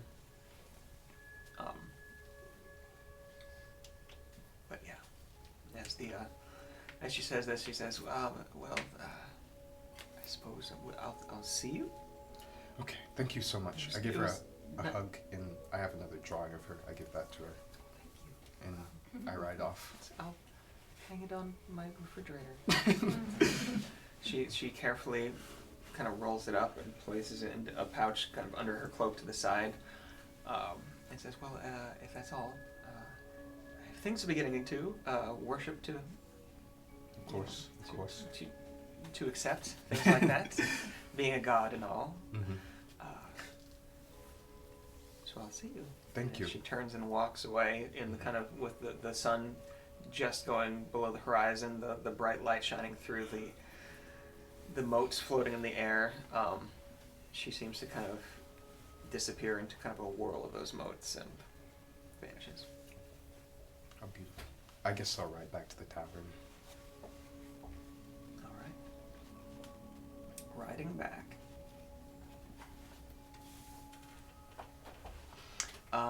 The rest of you going into the tavern. Salai having, well, rode off. What are you doing? I'm probably having a drink with the dragon, since we've bonded and all. Yeah, we walk into the tavern and what's it like in there? Crowded, slow. I mean, I it's- guess it's a small town. So. It's a small enough town, but with the sun going down, it's as you walk in, other people are walking in with you, and it's already half full.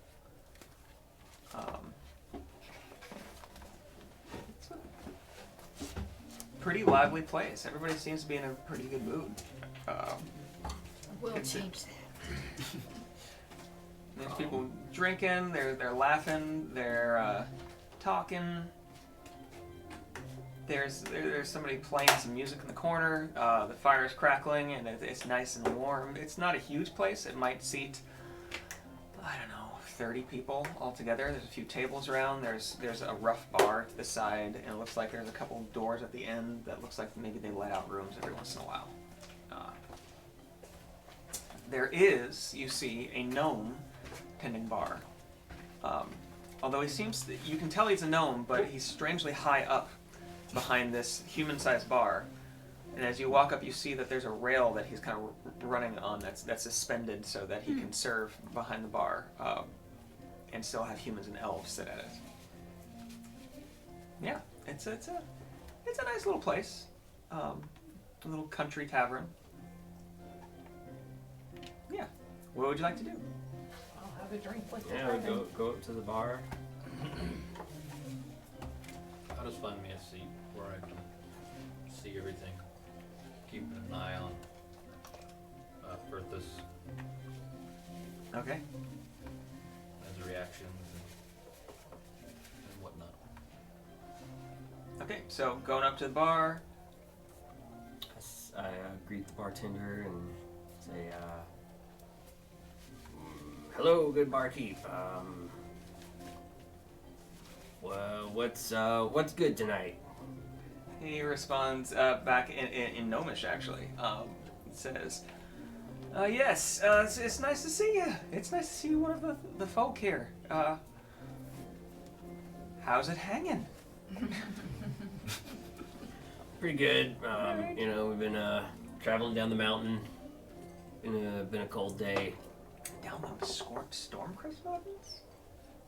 That's the one.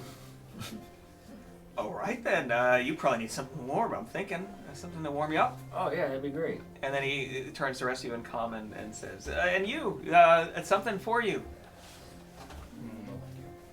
Yes, please. All right.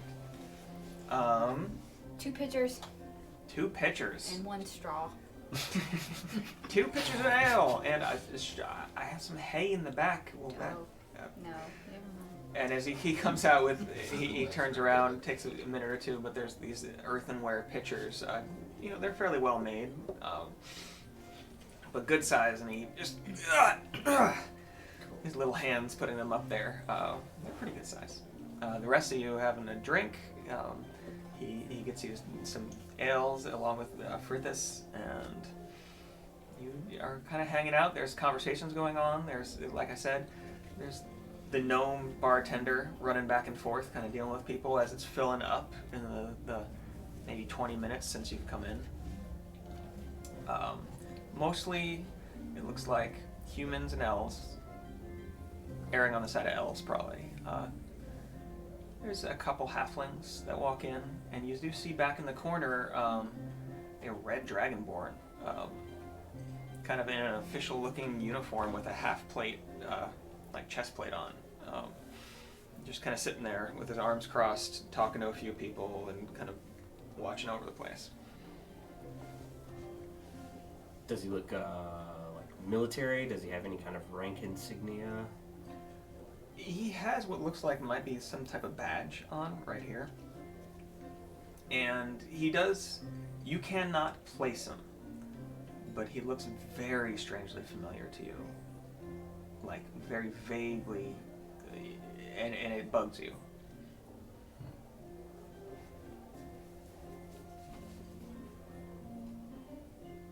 And that's all I'm going to say about that.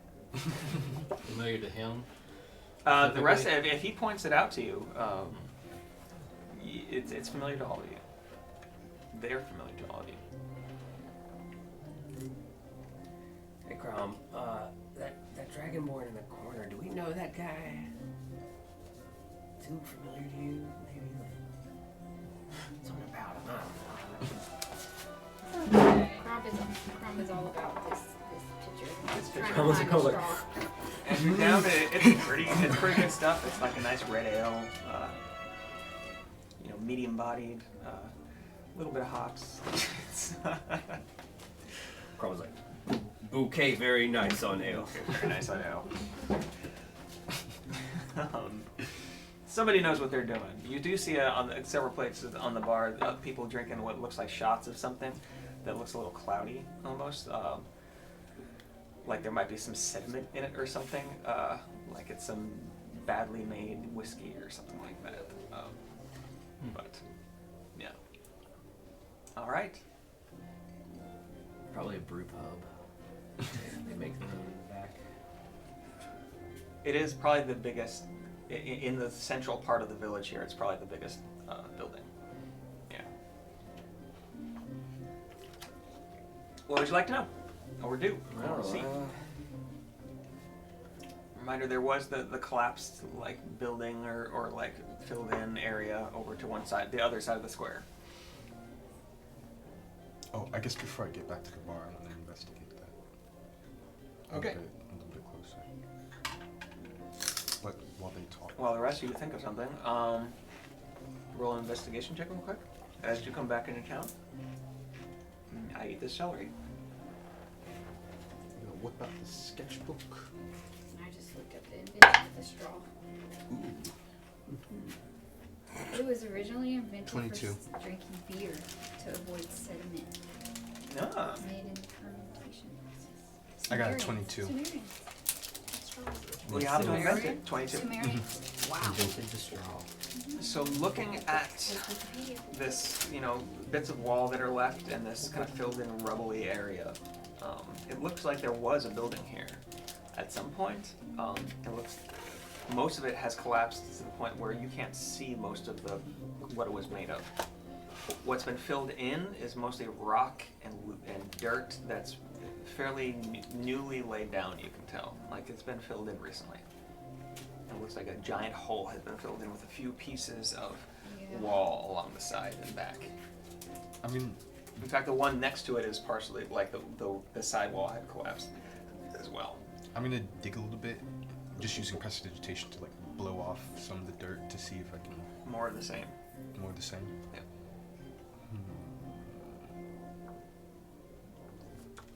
Do I see any footprints or anything like that around? Maybe people.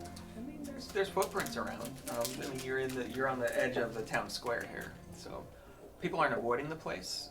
But there was something here that's no longer there. Alright. I guess I'll just walk away with that in mind and go to the bar. All right. In the bar, having your drinks. Anything anybody would like to do before you try to find, I'm guessing, a room for the night? Can we check in on the rings for our travel companions that are kidnapped or not kidnapped, missing? Missing? Yeah, go ahead and yeah. So, Yes. cabin, hey. Hello. So you are aware, because you are aware how they work, that they only work up to a mile. Okay. And while all of you can hear as Crom kind of taps and speaks into it, as she turns it, you don't hear a response. Yeah.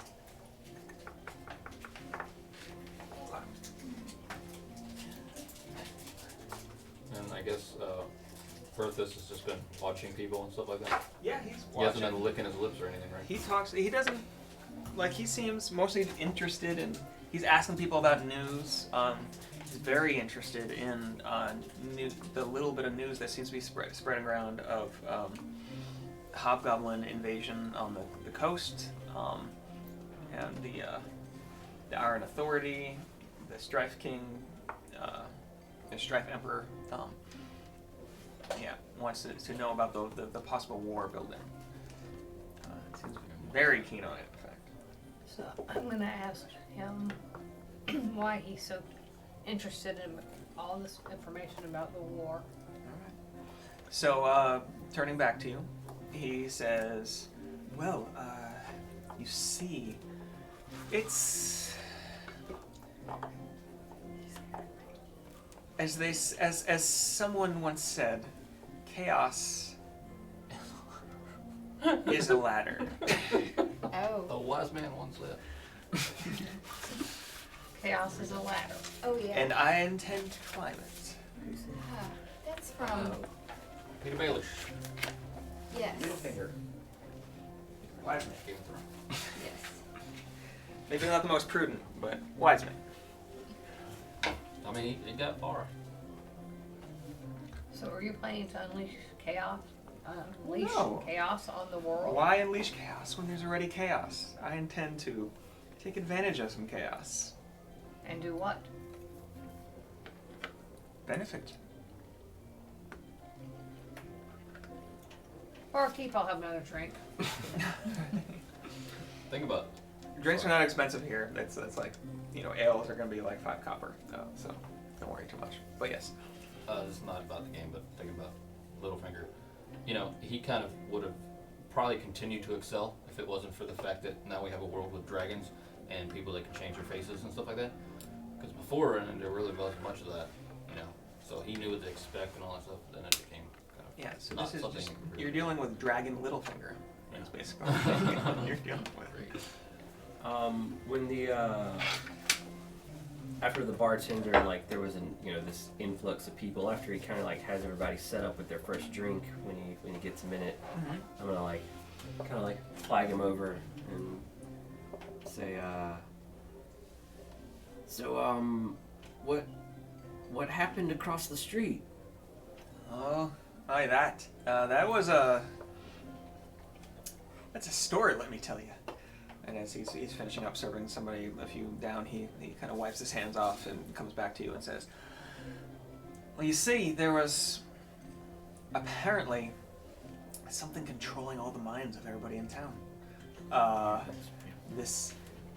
didn't get to see it. Then they burned it before we could really... In any case, there used to be more people living here. It was slowly picking them off, eating them, and erasing our memories.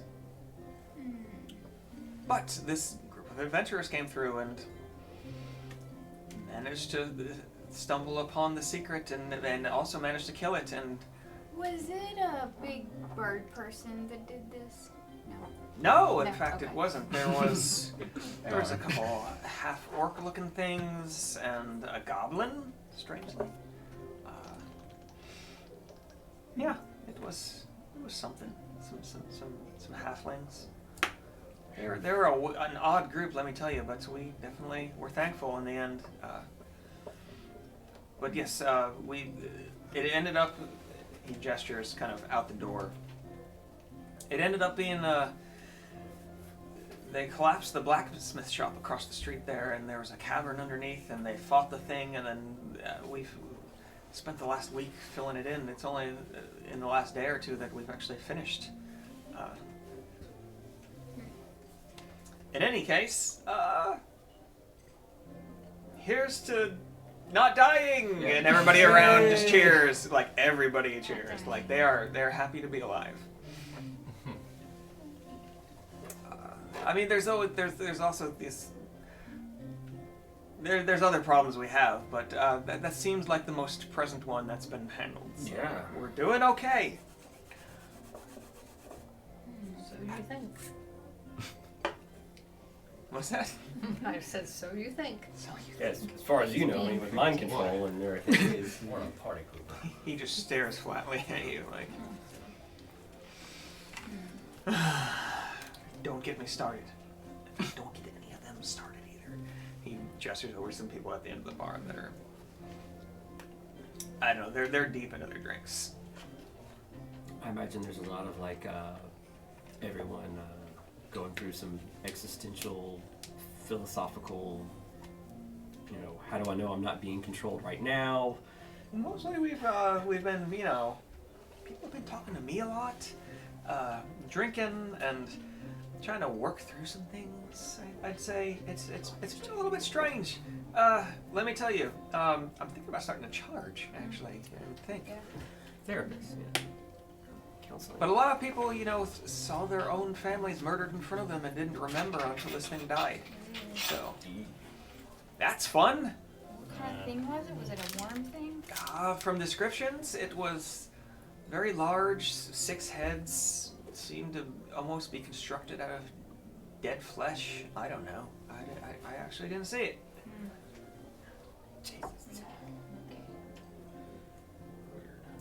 30 feet tall. I don't know.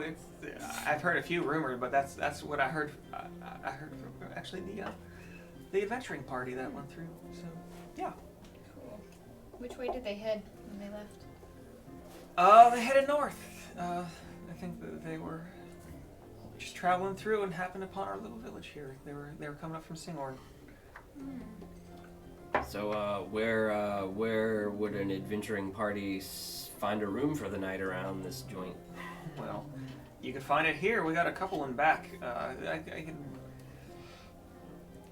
5 silver for the 2 other rooms. I see you have a few with you. He kind of gestures over at the others, and at this point, you've come in and sat down with everybody. I look kind of nervous, and I walk up to the bar and I buy a drink almost immediately. Oh yes, here. Thank you. I say thank you in English since he's Oh, it's nice. Thank you very much. He's appreciative. If it's like your accent's a little bit off, that's say. You're missing some intonation. All right. Yeah. We'll take them. All right. Let me get some keys. And he goes back. He brings out these 2 slightly different skeleton keys, and they do open up the doors. So yeah, you have some rooms for the night. Subtracted. Oh, you pay for the Alright. rooms? Okay. Cool. Word. What else? Oh, I guess ask the bartender about, so do you get many Dragonborn through here? Oh, him. He owns the place. Oh. He's also the sheriff. Hmm. Dealt with this wyvern a few years ago. Let me tell you, he's pretty good. He didn't deal with a giant monster that was controlling our brains, but otherwise he's all right. But did he hire them? Oh, he did. Most of them refused payment in the end, except for the goblin. Who? Now you mention it, quite a bit of our money's been missing lately.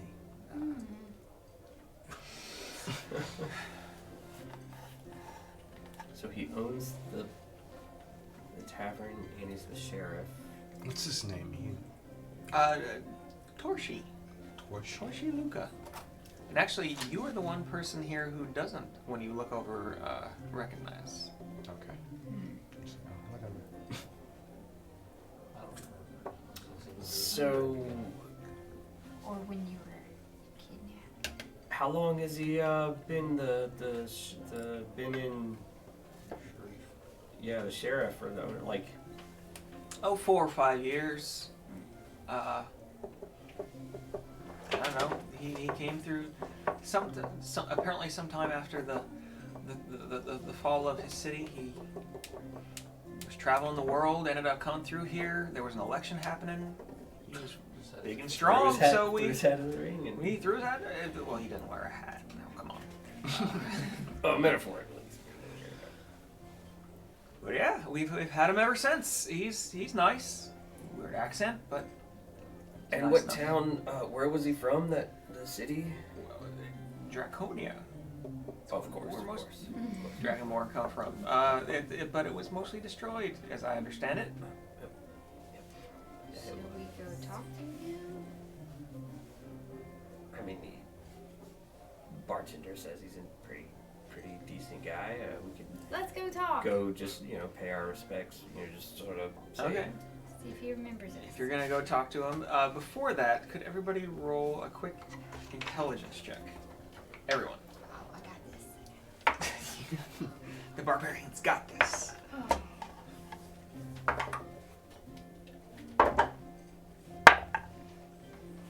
2. All right. damn, I got an 11. All right. So did I. 15. 15. An 11. 13. Okay. So most of you don't remember anything. However, you remember a while back, before you had met everybody in this group, it starts to just kind of trickle in this memory of a dream you had. About a dragonborn sheriff in a similar little village and dealing with somebody had been killed with poison and there was a wyvern involved. And That's a callback. It is. I remember. You remember? Well, I don't know if I remember. Like, Yeah, Mom me too. doesn't. Crom does it, but you might remember. Yeah, I remember. Yeah, I remember. You don't remember. Here's some member berries. What the berries? Yeah. But I mean, your character does though, like having a dream at one point. For clarification, it was the first session we ever ran. Yeah. Flash forward. Yeah. The one-off? Yeah. Yeah, okay. It was the one-off we ran with Yeah. the same characters at level 5. But, Yeah, I wanted to fight the wyvern. I don't know. Well, in this reality, he took care of it. Okay. Interesting. It kind of throws you for a second, and then you're like, whatever, and then you walk over. Yeah. Walk over to him. I guess I don't. I mean, would I tell everybody about my dream? That's up to you. That'd be kind of weird. Maybe later. So I had this dream. Maybe later. Have y'all read about Dragonborn? Can tell if someone's a dragon in disguise. No, is that a thing? Probably not. So most Dragonborn aren't really common in Tal'Dorei. You see them occasionally. They're mostly centralized. The biggest population was and still is in the area around what was Draconia. Now mostly in the mountains around there, where the floating city used to be. There's two different kind of races within the Dragonborn. There's the ones with tails who consider themselves superior, and the ones that they call themselves Ravenites, who are the ones without tails. The one you're seeing, the red Dragonborn you're seeing, has a tail. So walking up, how do you want to introduce yourself? Hey, I like your tail. Well, thank you. Notice you got a tail. He's very nice of you. Thank you. I did good guess. Yeah. One come up for you. Go ahead. I think what she means to say. Is a wonderful establishment you have here. This is one of, well, it's my home now, and I do love it. He kind of looks around.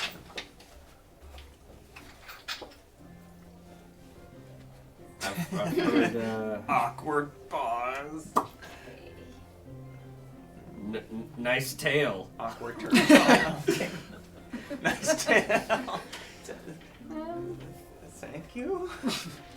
He kind of looks at his tail and kind of goes over it to make sure there's not anything wrong with it at this point. It's kind of behind him, coming out the seat.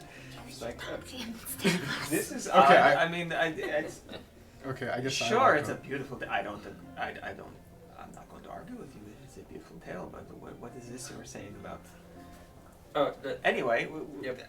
So, hello. negative walk one up. charisma score. I say, oh, what a luxurious Somebody tail, else. look at that. I walk up, what a luxurious tail, look at that. Where'd you get that? He stands up. He's like, okay, It was a joke, it was a joke. what is it about my tail? Are you racist? No, What is this about? I'm sorry. I realized it came across that way. We didn't know anything about it. His tail at this point is like almost like a cat's tail a little bit. It's like swishing back and forth. Yeah, like it's kind of like doing the annoyed twitch. Like- Okay, I'm sorry. I'm sorry. Do I I'm sorry. see We- any of this?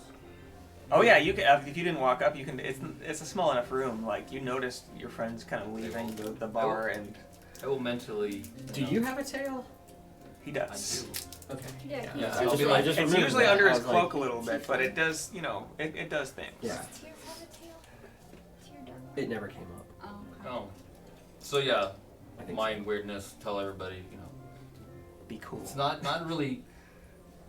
You might not want to bring it back on the whole talking about his appendages and whatnot. Sometimes that's good, but often not. Sometimes. It's like seriously, 1 was okay, 3 not okay. You're making it a thing. It's weird. Why are you making it a thing? It's like the lady, then a dude. We don't know. Well, I'll tell him. Well, I actually had a serious question. I was over those ruins. We heard about some monster? Yes. Mind controlling people? Indeed. We had there was something going on. It was taken care of. By who? Is there staff There was a in the group. under there? They were coming through town. They were. What's that? Oh, I'm just looking. Oh yeah, that is That's just crazy. infill. Yeah. Yeah. It's okay. They were coming through town. They seemed capable. I enlisted their help, and with their help, I managed to slay the beast, as it were. Who exactly was in the group? I As a don't even trick. remember that. There He's a honeycomb. were 2 half-orcs. There were 2 halflings. There was what looked like a dark elf, which was very strange, and a goblin. I do not know. It was. You know what? They helped. No judgment here. Okay. Which direction did they go? They went north. North. Along the road as my reports have told me, you came in on. Right. Is there anything I recognize about those descriptions, or does it spark anything? It does not. Alright. Just some random people. Just a random, like there's other groups out there. This is D&D. Yeah. I'm gonna ask him if he knew if any of those adventurers were named Thomas.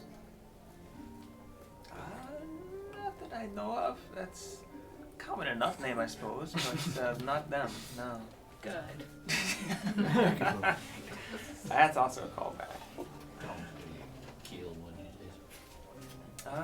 days. Yes. That's... But what exactly Hey. was the creature? You seem very interested in this. Are you hunting something? For money, you know. As usual. You are another one of these. He kind of rolls back in his chair, crosses his arms. You are another one of these groups, I see. We have to survive. Just enough to eat, you know. He's a bard too, and he's always looking for information for new songs and poems. Yeah. I don't sing as much, but Pay attention to Joel over here. He kind of goes, and you see in the kind of near the fire along the side, about 15 feet away, there's he's playing the lute as somebody else plays the flute, and he seems very intent on his stuff. He's a capable musician. Yes, but he seems to be held in high esteem by the locals. what am I gonna do about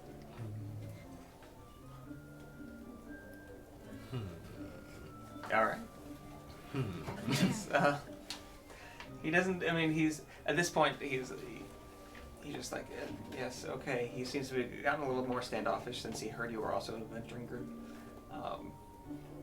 And some of the other people in town maybe like adventuring groups, others don't. As what just happened to this town. Yeah, it wasn't necessarily their fault, but He's probably known other adventuring groups and the troubles they can cause and all that. yeah, stuff. it's definitely yes. There's some cultural memory here. Very fresh. Well, Okay. we're not really here to cause trouble. Yeah, we just pass it. Okay. Pass it. This is fine. Please stay, spend your money in the local businesses, and Leave. and then please leave. Will do. But first, your place, good music, good atmosphere, but I see it's lacking in art, some presentation, and I happen to be a world-renowned artist actually, and Oh yes, that's he kind of chuckles and elbows the elf next to him, who seems to be a farmer. Like they laugh. Like, oh, really? You think we could use some? I don't know, some artwork around here. yeah, of course. And I know it's a bit hilarious to seem highfalutin, but honestly, you can do up the place, and I think I'm okay. Thank you. can I try to persuade him? You can. Go ahead and roll. Inspire myself in that one.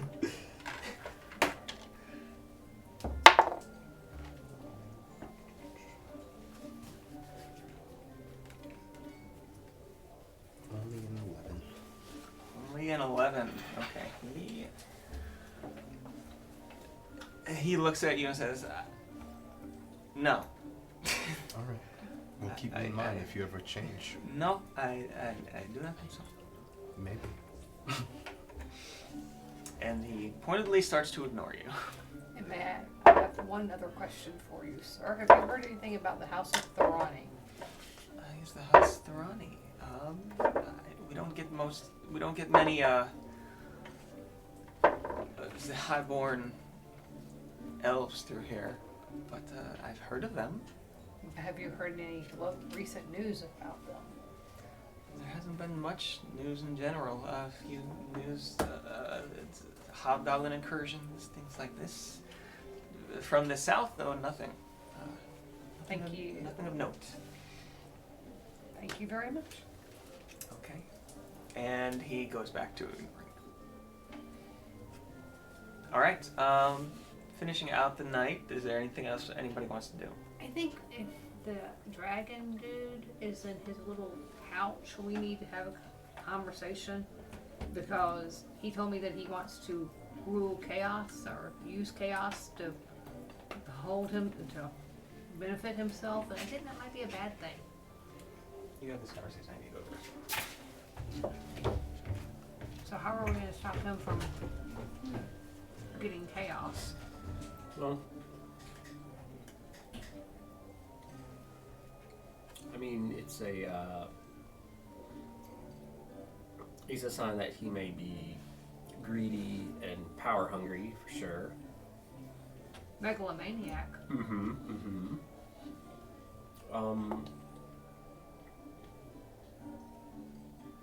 Let's see, but I think he's trying to take over the world. This is strange. Doesn't ever leave. Yes, but some people would be better at running it than others. right. I mean, anyone who is going to be in charge, or any ruler over a large area, has to have something like that as a personality trait. Like, there are going to be very few reluctant kings around here, I imagine. Yeah. So I guess it all just depends on, what he's like in relation, relatively speaking, to how other people might run it. Chomp doesn't say it's intrinsically like a bad thing. Really. I mean, it's a little scary. Yeah, Chrome's it's like philosophy is it's like if he wants to do it, he's gonna do it whether we help him or not. and if we If I was a dragon, I'd try to do it too.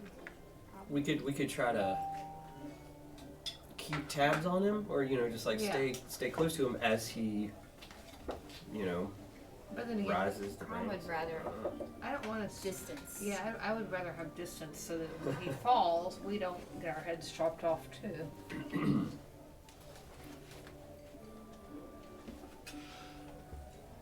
All right. Long rest? You have your rooms for the night. Your dragon friend goes, you not know where, but doesn't come into the rooms with you. So you get a long rest. We can guess where. Want to hang out with his cool leopard And and his coffee. in his fancy And his coffee. in his fancy apartment. Archer's cat's name?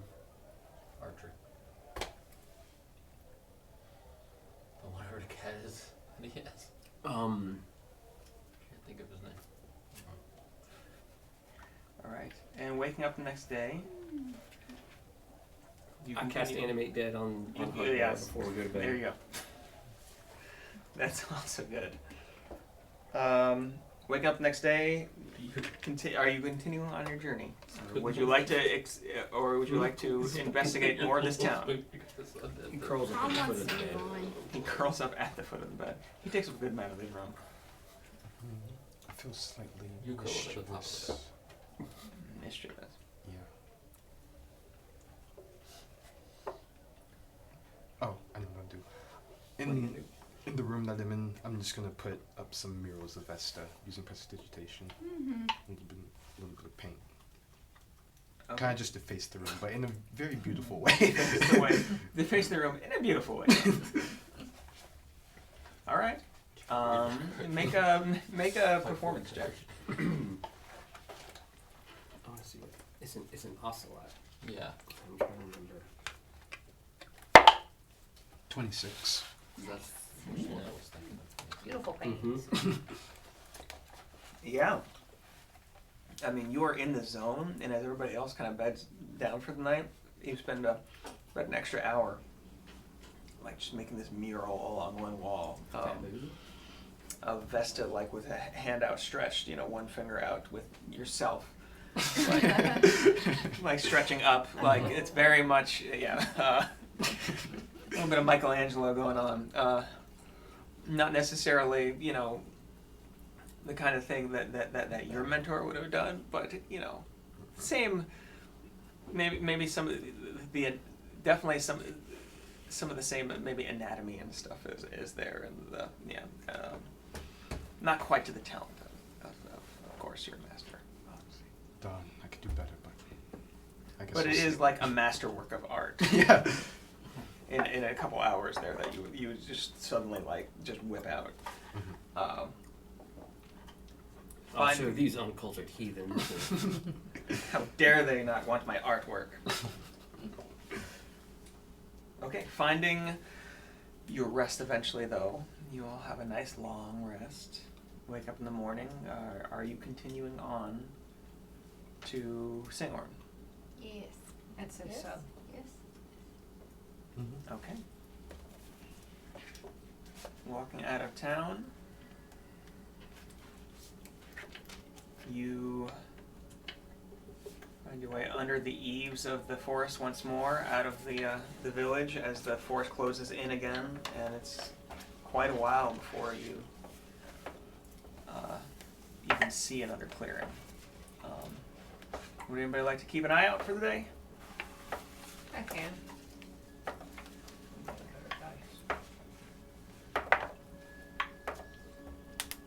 Let's see, I think my perception is 2.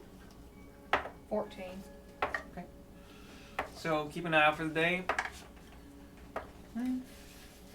There's squirrels. There's lots of birds. You at one point think you hear something a little bit larger moving through the underbrush off to the side, but it seems to dissipate and walk off.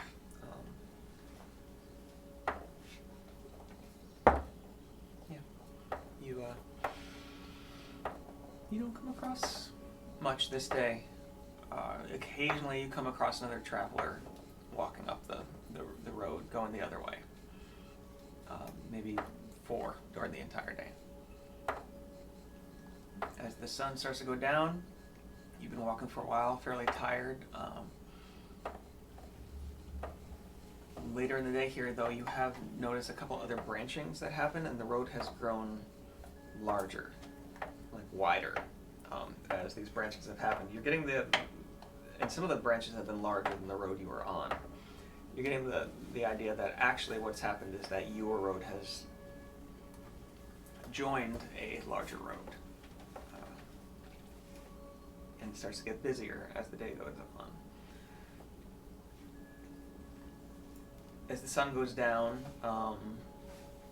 it's been a whole day. Some of the passersby that you've talked to have told you that you're only about a day's walk from Singhorn at this place. So, are you going to push ahead or are you going to sleep? Almost did, but y'all. How far away is it? About a day's walk. And it is, the sun's going down, so. I think we should rest. Yeah, I think we should rest.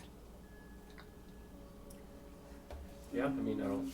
Okay, rest. I mean, is there a? No, Are we in a hurry just or? rest. We'd be traveling what, like through more forest? I mean, there's the occasional clearing, or cleared valley, but most of the time it's dense high canopy, and for this late in autumn, it's strange. The trees are definitely they've turned color, but very few leaves have fallen off. It seems that the trees, although haven't changed color, are they keep their leaves here even in the late autumn and winter. So yeah, there is a good amount of green still with a little bit of undergrowth in some of the trees, but a good amount of it is this kind of yellows and golds, oranges, pretty vibrant. Yeah, so Okay. we camp it and set off tomorrow. All right. Yeah. Setting up camp. You're casting Lehman's Tiny Hut? Yeah. Okay. And animate dab. I was waiting for that. Oh man. He has a hug. The moment you forgot it. Nobody's needed a hug. Or, I mean, I could retcon like every once in a while. I'd tell him to like go give a random other party member a hug, just before bed or something. Hug Party bear, member, hug, yeah. hug bear. Tell everybody good night. And Hugbear just he smells a little bit at this point, like it's been a few days. Not that he didn't smell already before he died. Yeah, he's kind of gross. His skin is like, which was originally this kind of greenish, like grayish color. It's mostly gray now. One eye is slightly bulging out. Yeah, he's fun. There's Decay. I'm proud of him. I like hug bear. Roland's really not that big on hugs from creatures he doesn't ask for them from. And yet Hugbear hugs you. Roland, Like, doesn't as you're just like, understand it all. You don't need to return that. It's okay. He's not much on consent though. And like maggots fall from his head Like and just- onto yours. Just like, No, uncanny dodge. Dodging maggots. hey, you can do that. The maggots, as you just kind of go to the side, fall on the ground. So, falling asleep, keeping watch overnight. I mean, you're in a more traveled area now of the Verdant Expanse. There's not a lot that passes by. Keep an eye out for the night. There is one wagon train with lanterns that comes by maybe around 2 in the morning. That looks like they're trotting. They're trying to make time, and they're headed north as well. So the opposite way that you are. But waking up in the morning as the dome dissipates and you've all had your long rest, moving along the trail, your dragon friend having kind of disappeared for the night, but the moment you get going, he's right there. You're not even sure where he came from this time. He just kind of wanders out of the trees. He just had breakfast. He probably did. A great breakfast. Like he has a lot of things available to him magically, just not company is the thing. Unless you count peacocks and cheetahs. So you keep traveling, taking a short rest at midday along an increasingly busier road, increasingly more like trains of wagons or single, it looks like merchants with their wagons, sometimes farmers with unloaded wagons, maybe with a few things thrown into the bed of it, coming by away from the city. You're going at a good enough pace that very few people actually pass you on the road going towards the city. At one point, some 3 soldiers in green cloaks on horseback kind of gallop past you towards the city. But that's pretty much all that you see going your way. Going past you anyway. Eventually, late afternoon,